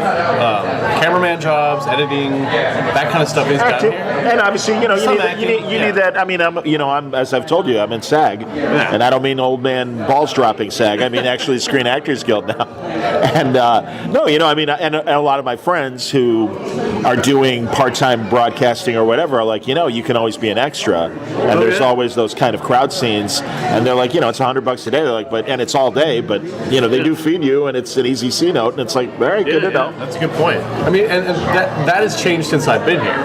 I mean, I've been here for 16 years. Yeah, absolutely, man.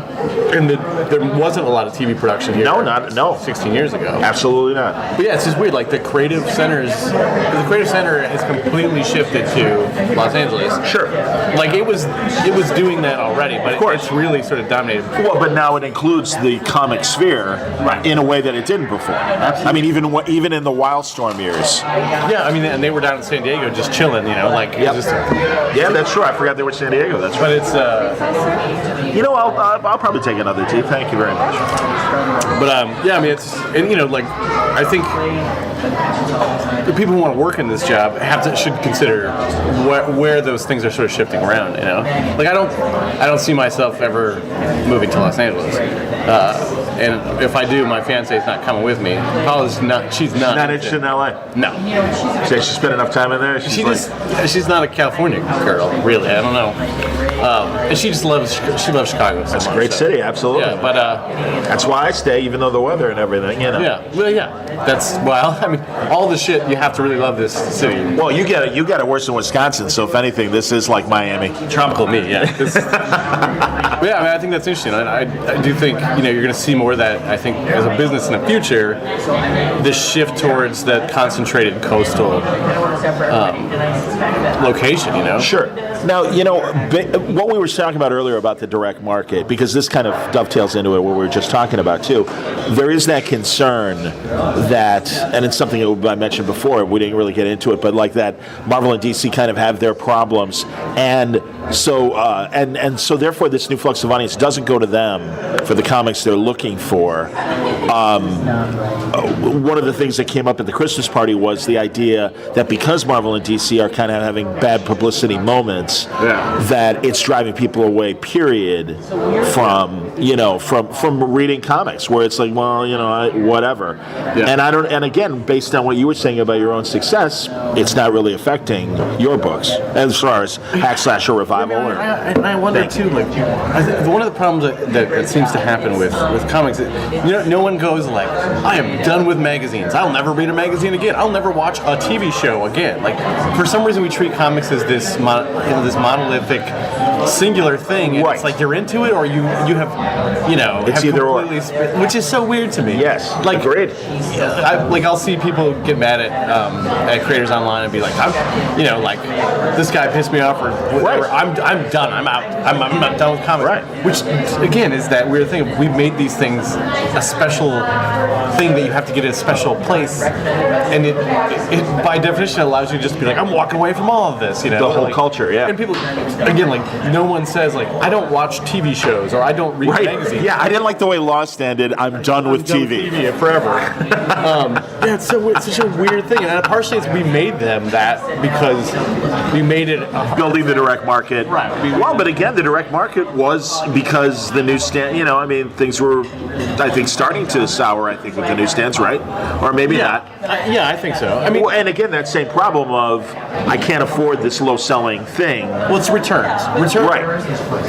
The reason you end up with direct market is everything in print that goes on newsstand has returns, and the direct market does not. Right. Publishers were like, they would have a sell-through maybe of 15%, and if you were really lucky, 30% or something, and then you would eat a bunch of copies, right? So, having the direct market, you sold the books, and that's where they went.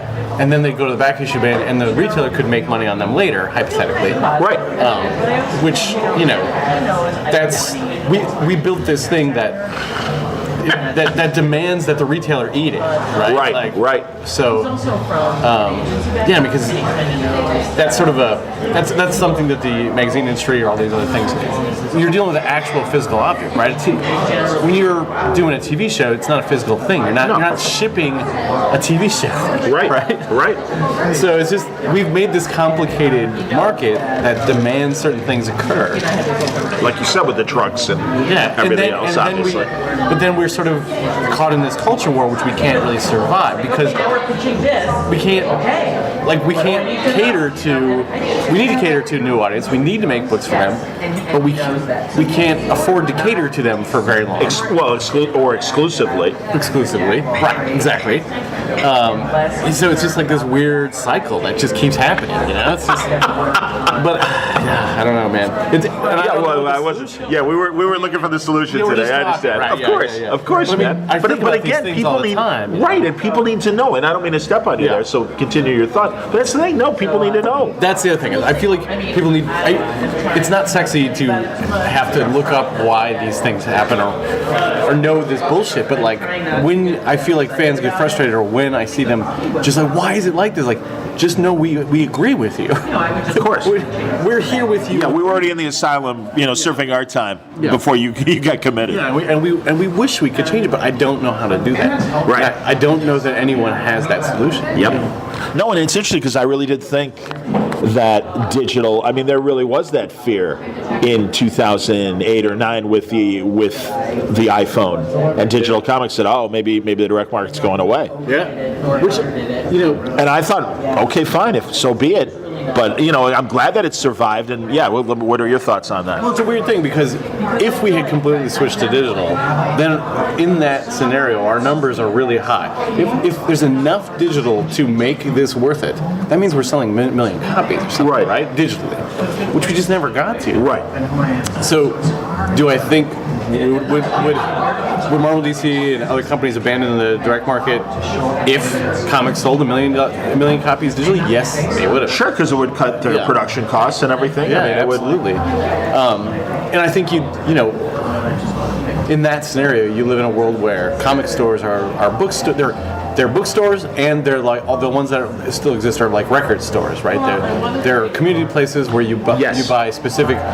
Like maybe they'll do a print re-release of a book, but mostly it's used stuff and mostly it's backstock, right? But there's digital stuff, and then you would have a nice collection come out of, a collected a box set. Exactly. Like in music terms, obviously, yeah.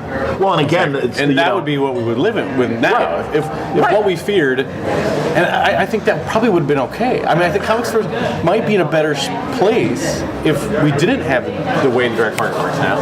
If we had something that was, you were like a record store, you sell hardcover copies of beloved stuff that people read on the internet and want a physical copy of. You don't have to buy monthly books and take a chance on it. I mean, it's probably sure like a bookstore. No, exactly. Absolutely, an independent bookstore. Yeah. No, and also much like independent bookstores, things like having readers clubs and everything. Yeah. I mean, the smart stores have built these communities around their store, and it's inclusive. It's absolute. Well, and I think even further than what record stores were, unless they did become listening places of, hey, let's I'll get together and hear the new Dylan album or whatever. Yeah. I mean, there's a record store right up here down the street from here where we are right now. And they does that. They have listening clubs. That's great. Together, and then it's built around this idea of community. That's what comic book stores would be. Well, and they're doing it, and good ones are doing it. But they're, I think it's the difference between then having to sling a bunch of Marvel books that your base fans aren't into, right? Like. Which is, like Marvel sort of pissed off this weird contingent of like traditional comic fans. Let's Go on. Yes. And there's a very small, very vocal percentage of those sort of alt-righty type people who hate the diversity stuff. Right. There's also just regular comic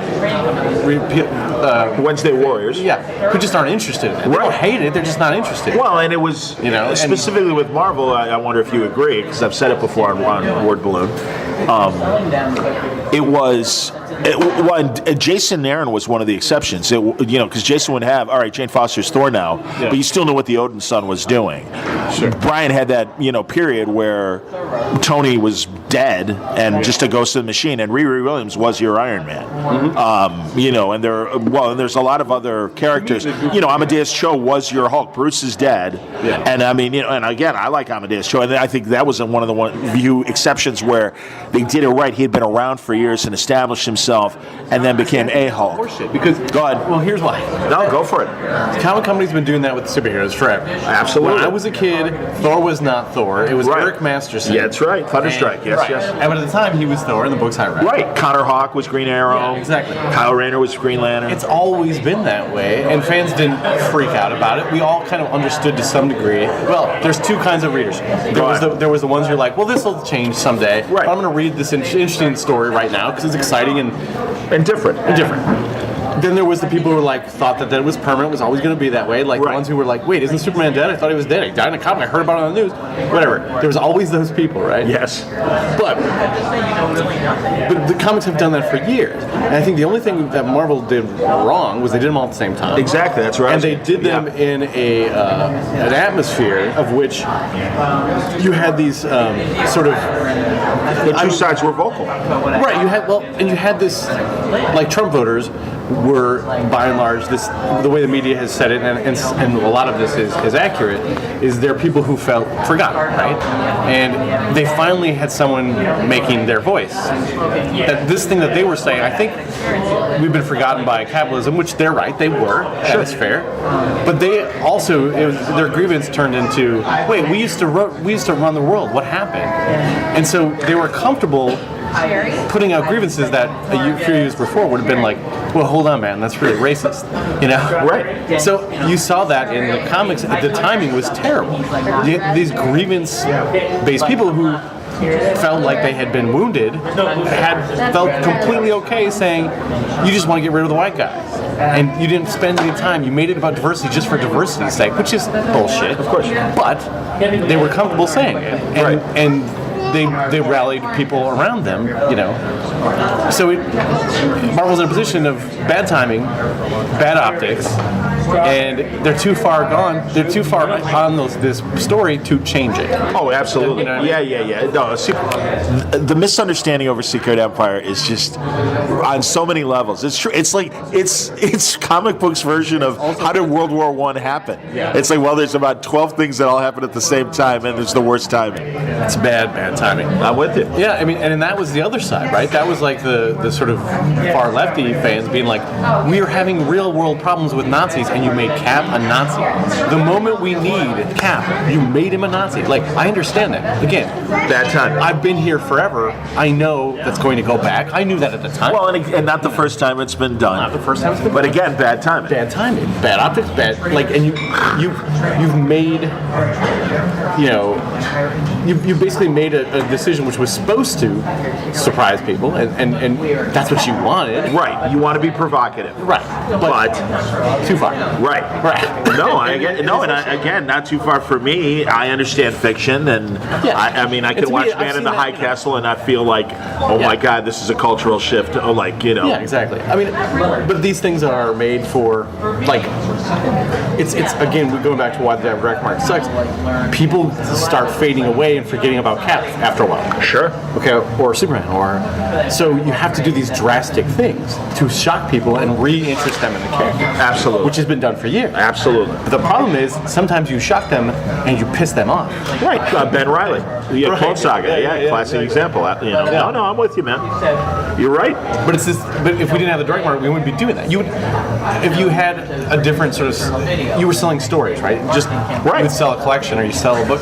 You just tell a good fucking Superman story and that'd be it. Like, you know, I was in Italy for Luca. Yes. And Bonelli Comics has been putting out text for 50 years or whatever, and they don't have reboots of text. They don't have. We need to switch text up. Now he's this, like, they just tells text stories. I love text, by the way. There's a loose continuity associated with it. They do different formats. They do different sort of things, but they're not in this position because they don't sell books the way we sell books, right? Like, Oh yeah, completely different. No, and it's, you know, all right, here's the first half of a story. Come back in 3 years and we'll give you chapter 2. And they're like, okay. Yeah, or they'll do, like, you know, they can do Weekly comics. Yeah, you know. yeah, exactly. Text is a great example of that. It is, and we just don't do it that way. Right. You know. No, I do. I think it's too. We can't change that. It's interesting to watch the way the comic. Well, we readers- could change it, but it's a question of, is it sustainable to introduce that different? Yeah. I mean, you know, they've tried weekly comics before. I remember that in the '90s certainly, and you know, I mean, but and even more recently with the digital weeklies and stuff. So yeah, I mean, but again, is it enough? And you know, to switch but everything over? No.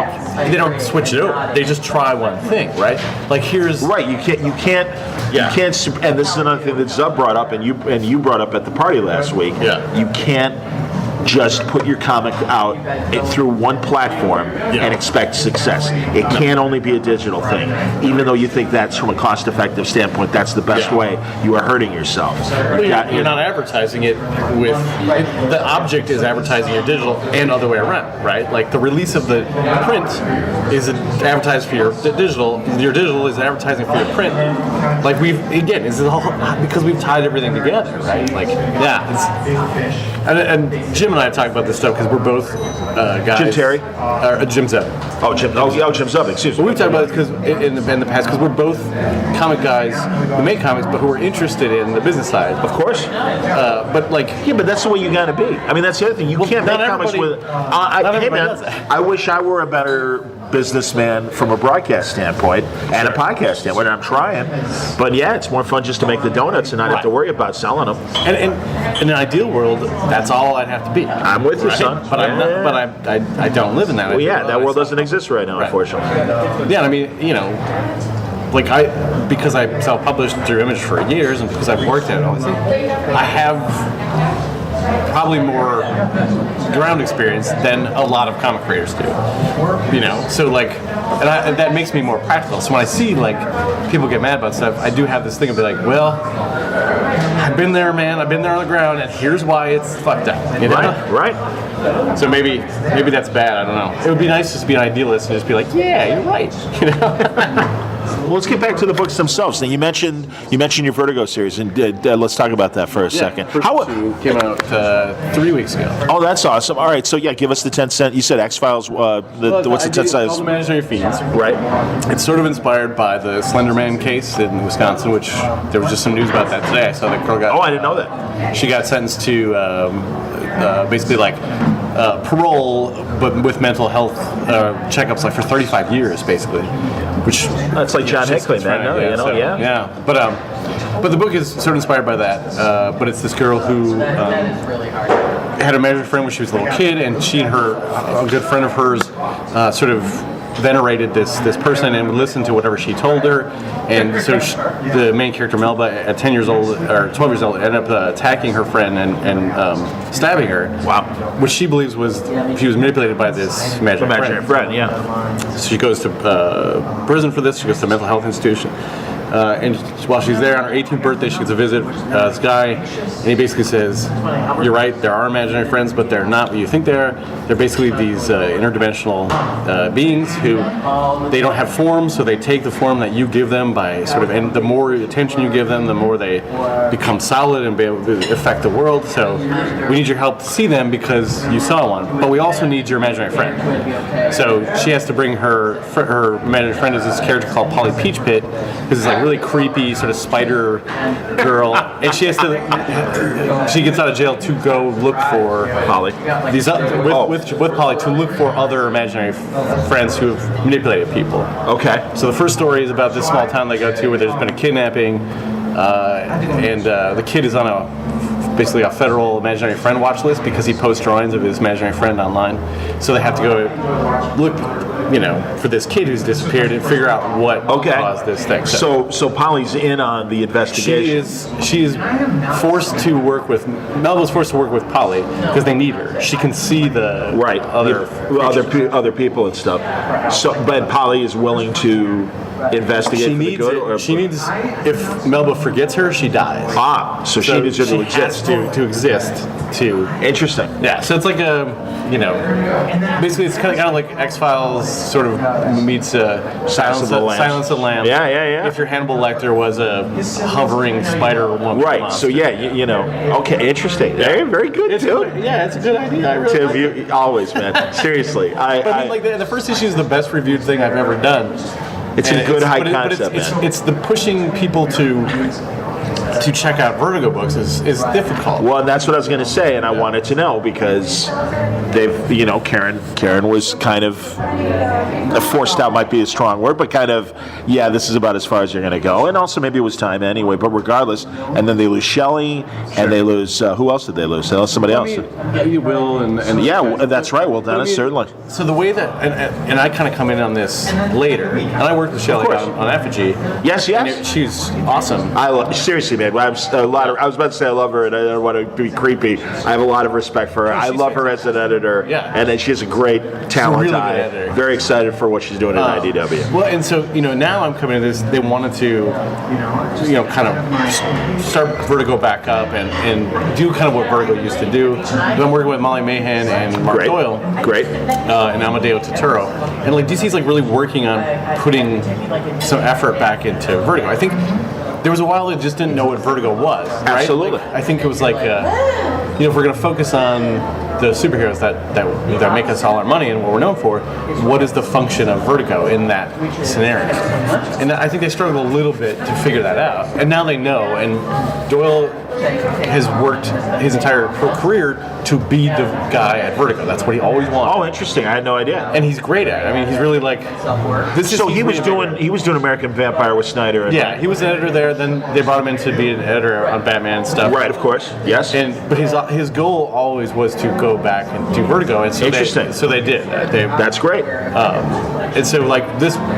Imaginary Fiends is kind of like this sort of first push back into doing what Vertigo used to do. But they're going to put out some cool stuff. They've got Josh Williamson is doing a book there called Deathbed. There's I loved Unfollow, and I don't know if Unfollow is still going on or not. Rob Williams. I think it wrapped, but that was a pretty successful book from the last. Yeah, the last iteration of Vertigo, certainly. Yeah, but I mean, I think that's not what I did. Recently, but I know that this is the stuff we need, right? We need Marvel and DC to be making non-superhero sort of universe books. We need them to be, because these are the things, like you and I said in the beginning, this is the stuff that sells to those fans later. The trade of Imaginary Fiends will probably sell more than any of my other trades at DC, but it's going to take a while. Right. Because this audience, that horror audience, is going to come in later. Well, yeah, I mean, Sandman and everything that was, Preacher and things like that. Yeah. Lucifer. Yeah. They're all trade successes. Right. I mean, Bullets, Scalped. Yeah. Exactly. American Vampire. American Vampire, certainly, absolutely. So I hope people check it out. I hope people buy it in single issues. Because I'm really happy with it, and I think there's a lot of cool shit in there. And Stephen Molnar's drawing it; he's amazing. Cool.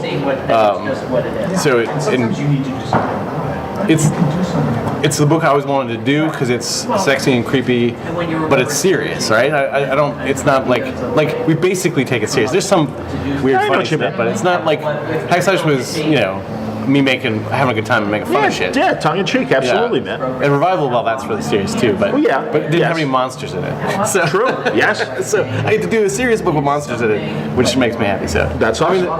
And the Imaginary Friends are like, they're named like kids would name them. Right. So Polly Peach Pit and Charlie Chokecherry, and then there's one called the Key Lime Frogman, which is like, of course they're little weird kid things. Sure. Key Lime Frogman came from my nephew, who made up. He's decided, he told his dad he was going to change his name to Key Lime Batman because his two favorite things were Key Lime Pie and Batman. So I used it. I was like, I got to use it. That's I couldn't use Batman, so I used it. Yeah, no, that's good though, Key Lime Frogman. And makes sense from a color scheme standpoint. I love Key Lime Pie. You and my my nephew and I, we'll go out and have some Key Lime Pie. And you like Batman too, so you guys really have a lot to talk about. Dude, sit down. Meet Mr. Suntress. He's going to creep you out for an hour. That's fantastic. That's excellent, man. No, and are you enjoying Green Lanterns? I do. It's a weird job for me because I wasn't. It's the first thing I've worked on as far as super stuff that I wasn't really a Green Lantern person. I wasn't. No. I mean, I read it. Like maybe I was 19, 20. I read it when Mars was doing it. I was checking out. Just talk to Mars. Yeah. And and I loved him in Morrison's JLA. Sure. That was really Rayner was very interesting in JLA. I agree with Grant's take on Rayner. But yeah, I didn't. It's just not something I'm like super invested in the history and all that sort of thing. But the idea of this book, which is, two people forced to work together to be Green Lanterns, and one of them is a Latin woman with anxiety, and the other one is a Muslim guy with a rap sheet. Like, I could get behind. I was really interested in that idea. Cool. So, but I mean, the hardest thing about Green Lanterns is, so far, has been there's a learning curve to it, and I'm trying really hard. Big universe, yeah. Yeah, but I'm also like, there's some really hardcore traditional fans like that I'm not going to make happy. I'm just okay. Not. All right. It's that thing. Like I'm going to be that guy. I'm going to piss a bunch of people off. I'm trying not to. I'm trying to make a book, that I think they'll like, but I cannot. I'm already getting like this.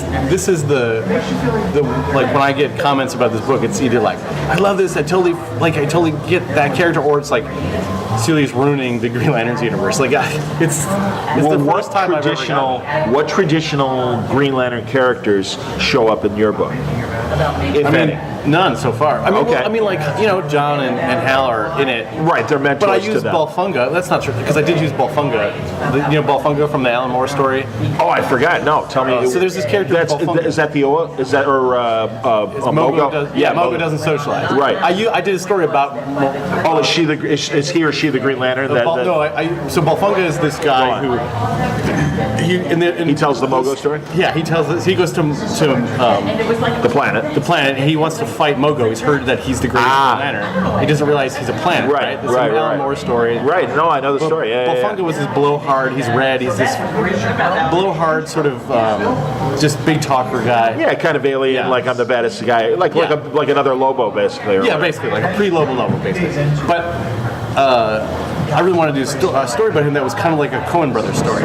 Like, he's the shitty criminal, the little criminal, and he gets involved with a real criminal, like a scary. You know what I mean? That's the Coen Brothers thing is always like a guy who breaks the law and then is desperate because he has to deal with people who are good at this, right? And so that was the story I wanted to do. No, I'm with you. And I had a really good time with it. Cool. Basically, he has a lawyer who gets him out, but he finds that the lawyer is Satan, basically. Oh. She's a walking black hole named Singularity Jane. That's That's character his I made up. That's awesome. It's basically like, she's a collapsed star who basically like can manipulate things like Satan, you know, like this sort of. But anyway, it was interesting to see people's reaction to that story. Yeah, why would that? What was the problem? Well, because was that the only story that he had ever appeared in? The Mogo No, story? he appeared in other ones. Go Other on. people used him. Okay. Dave Gibbons used him again. He drew that story, but he used him when he was writing it. And then there was a recent sort of story where he was in it. But like they took him kind of seriously. They made him a badass. Which to me, the original story was about he was faking that entire thing, right? He was bragging about all these things he'd ever done. It was like he didn't ever do those things. Yeah, he's a con man. So my story was it's all revealed that he did none of these things he said he did.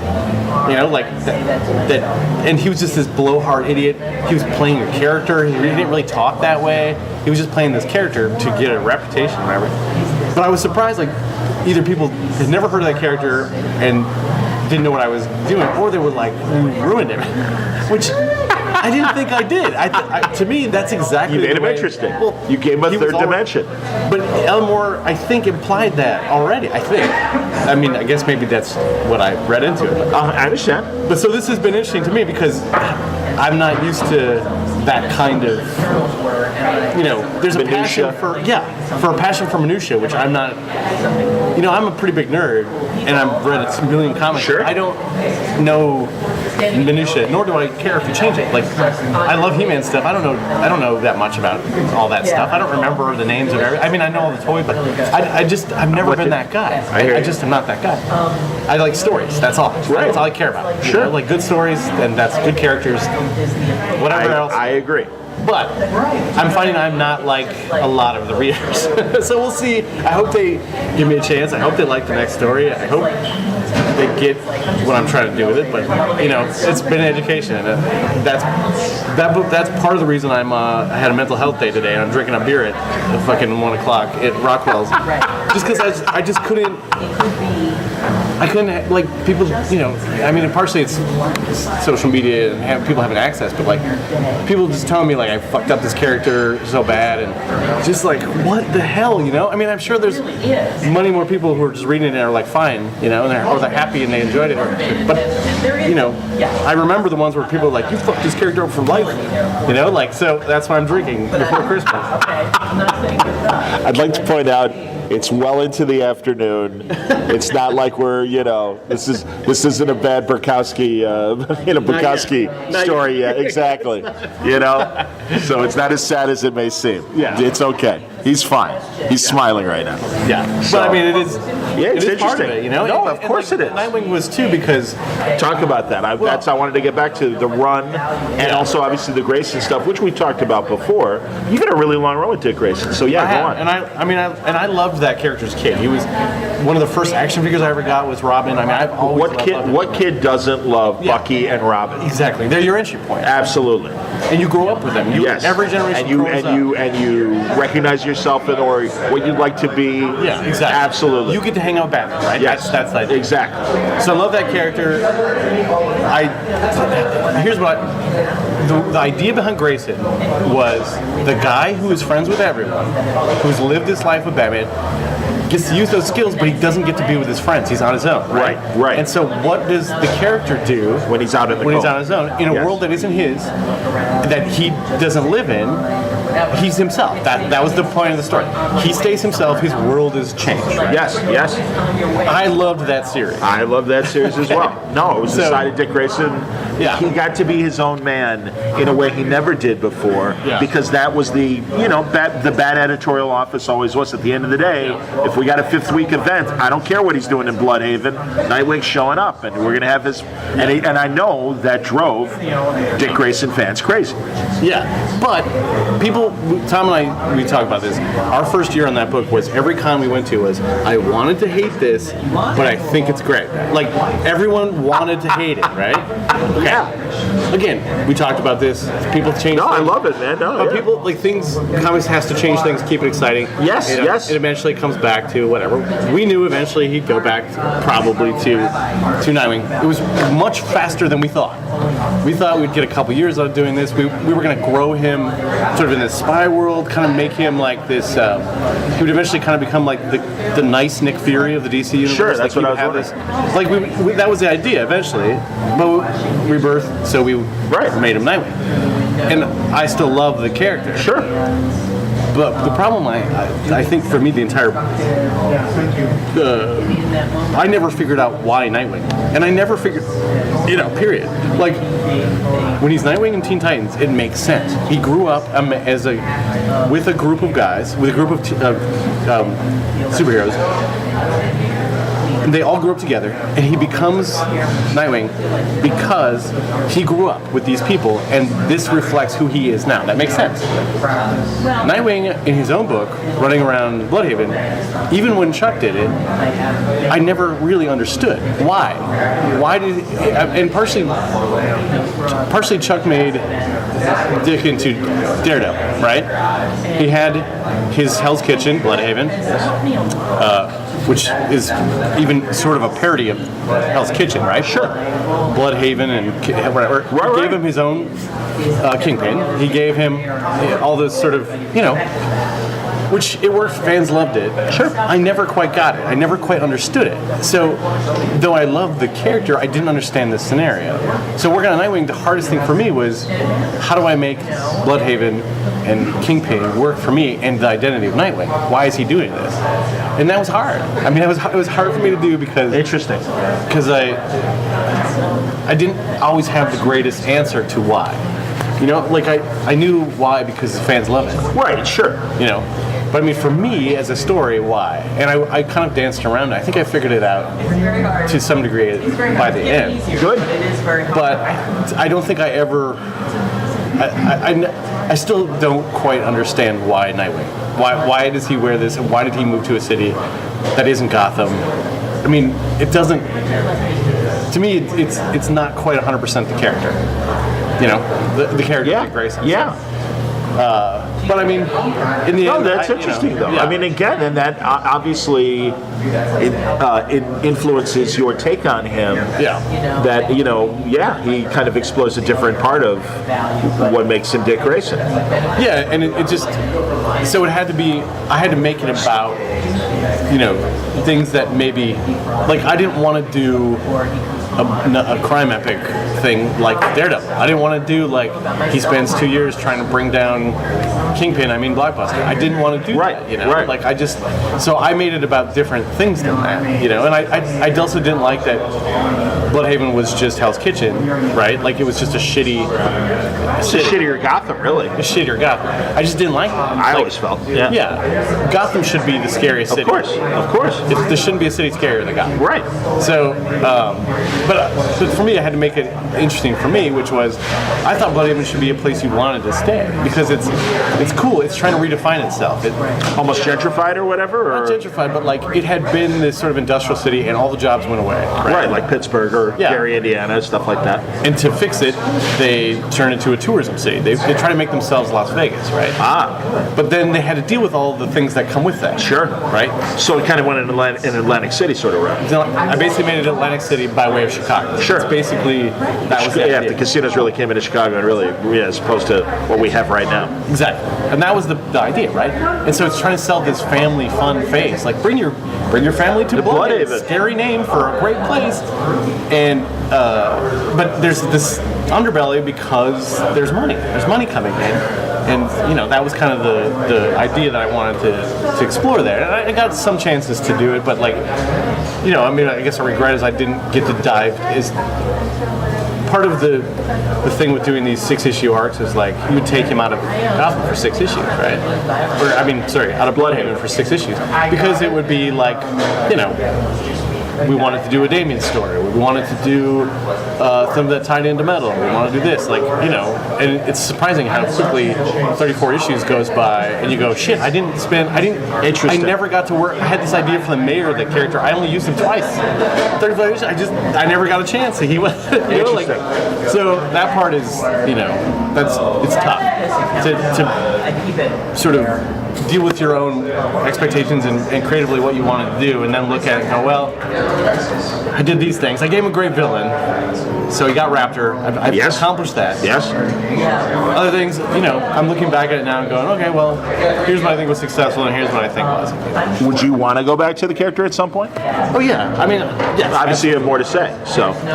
Yeah, I would do something. I don't know that I would do a Bloodhaven crime story or something. I just don't think I would. Okay. It's just I've seen it before. Right. No, I agree. No, and I think that's the tug of war that I think every creator has, putting a character, I'm not even going to say, but there was a writer that was doing Batman, a writer-artist, who was doing perfectly fine Batman stories, but we'd seen him before. There was nothing really new to the character, and that's why Snyder's stuff really popped when it did. Oh, yeah. And I mean, that's what you need sometimes. Yeah. And sometimes it's a gamble. Rick Remender takes Captain America to Planet Z or whatever the hell it was called, and it pisses a lot of people off. Yeah. But sometimes you need a palate cleanser to get and take the and just like you guys did with Grayson and everything, take him out of his element, because that sometimes is also the most interesting character. If you can't be Robin, if you can't be Nightwing, who is Dick Grayson? Yeah, I love it. Same thing with Thor. What Jason was doing with, if Jane Foster is Thor, that's what, all right, so what is the Odin son if he can't be Thor? Mm-hmm. Who is he? No, those are good stories. Born Again. Kingpin destroys Matt Murdock. Yeah. And destroys Daredevil and Mac Mark. He's got to build himself back again. Who am I? Exactly. But it's that weird sort of thing that you have to tug a war with is readers don't want something they've seen before, but they don't want something new either. Right. So they say they don't want it, that they get bored with it, but it's, I keep making the McDonald's and Burger King metaphors, and it's like, hey, I came in for a Whopper. I didn't come in for a steak. Yeah. Or crepe Suzette. and again, going to that sort of, you don't deal with this in like the French or Italian markets because you're not putting out a thing every week with the same character or multiple titles or whatever, and getting mired in continuity that you have to refer to because we don't do that, right? So, and it ends up being, I think it just ends up being tough to ride that line. I want it to be new. I want it to be old. No, I understand. It's tough. How's the double shipping?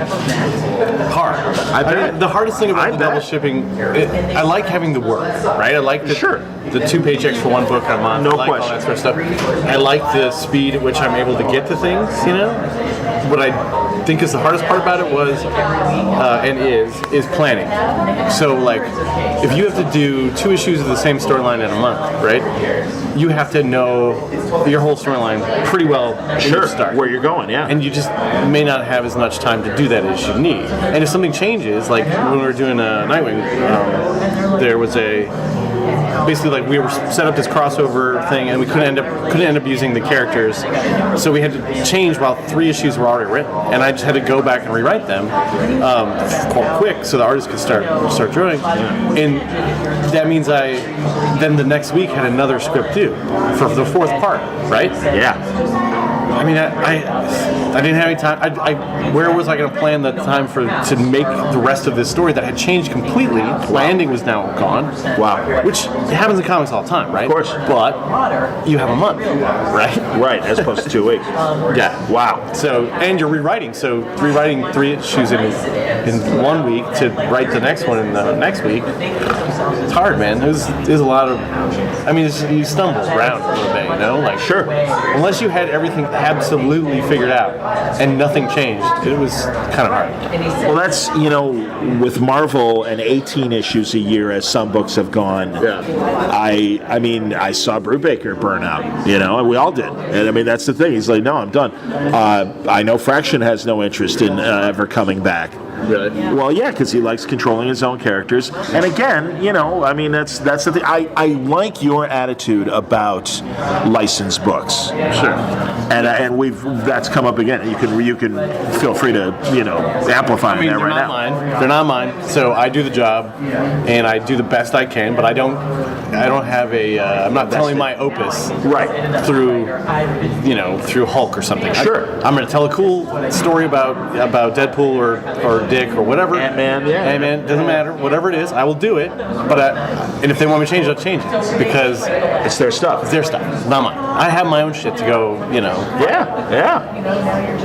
But and it was. And clearly, you've just described, despite that feeling and knowing that it's their stuff, you obviously, you do put yourself into Dick Grayson. Obviously, you do. Absolutely. And you're doing it with the Green Lanterns and everything. So Absolutely. I mean, like from the easy thing about writing Green Lanterns is the character Jessica has anxiety disorder. So do I. So I can really get into that. I can really spend a lot of time in that. I've lived with this my whole life. So I am putting myself in it, but I'm not going to put myself so much into it that I die if it changes. Or you know what I mean? I'm not giving up my life for this. I'm doing it the best I can. Right. But yeah, I get Ed and Matt like getting burned out on it. I get it. Yeah. But that is my concern. I mean, I appreciate as a consumer knowing, hey, every 2 weeks, my book's coming out, and that's great. Again, I'm drinking on a Friday. Exactly. I know, buddy. For Christmas, But I mean, just again, I needed to take the day. I just couldn't. No, I appreciate it, man. I was losing it. I just, But it's fine. I'll be fine. Relax. Holiday will come. There you go. And then I'll be back to it on Monday. I'll be, or Tuesday. I hear you, man. I'll be back writing Green Lanterns. It'll be fine. I'll get it done. Do my best. I'll turn it in on time. Someone will draw it. Well, I want you to use the rest of the day to relax. Is there anything else you want to cover before we wrap up? Because I think we're at a good point now where we could wrap up. I'm good. Yeah, I've talked. Unless you have any other questions, I feel like I've ranted. Yeah, there's always more time, Tim. Honestly, it's as I tell you every time, and I mean this. I always feel this kinship with you because I was starting Word Balloon when shit was starting to really happen for you and everything. Yeah. So it's been fun watching what you do. I love the high concepts that you're bringing to your original work, and I think you're doing the same thing with your licensed work as well. So keep it up. Thank you, John, and keep on Word Ballooning. We need you. Thanks, man. My guy. See? I mean it, man. I really love a lot of the Chicago creators that I've gotten to know in these 12 years of doing Word Balloon, and it's so wonderful to watch their careers blossom and thrive, and we're going to have another Chicago talk in the days ahead, and it might be pretty obvious who another guy is that I'll be talking to, but it was great to catch up with Tim and hopefully take away some of that burnout feeling and just weariness that he was feeling on Friday, but he was very animated during the conversation. We laughed a lot, and I hope you enjoyed it. Steve Seeley on today's Word Balloon, and of course, Tim Seeley on today's Word Balloon, and I love Steve, his brother, as well. We're not talking to Steve. That's not who I'm hinting about as the next guest, but and Steve Bryant as well. Maybe that's the reason why I'm combining the two as well. But I hope you enjoyed today's conversations. It was a lot of fun talking to them, and I thought a nice way to spend Christmas weekend with some of my Illinois comic book creating buddies. Today's Word Balloon brought to you by In Stock Trades at InStockTrades.com. There are more great books that are available from In Stock Trades. You can get Batman Arkham, the Joker's daughter, And this is by Bob Rozakis and Irv Novick. And these are the stories of Dula Dent, a tremendous character back in the day that I think was really fun to watch. And these are the various iterations of the Joker's daughter over the years. It's 45% off, $10.99 for this wonderful volume. You can also get things like The Guardians of the Galaxy.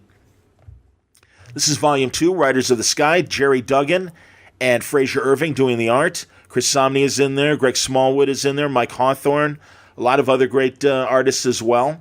And this is 45% off, $9.89. It's been a long time since I've talked to Jerry Duggan, and we keep touching base at conventions. And he's got a great new image series coming up in 2018. And when it's time to talk about that, expect a return for Jerry to Word Balloon. There's Batman Detective Comics, and this is James Tinian and Alvaro Martinez doing the art. And is this is 957 through 962 of Detective Comics. There's stuff going on with Azrael and the Order of Saint Dumas, and it sounds like it's another great story that James does a great job on Detective.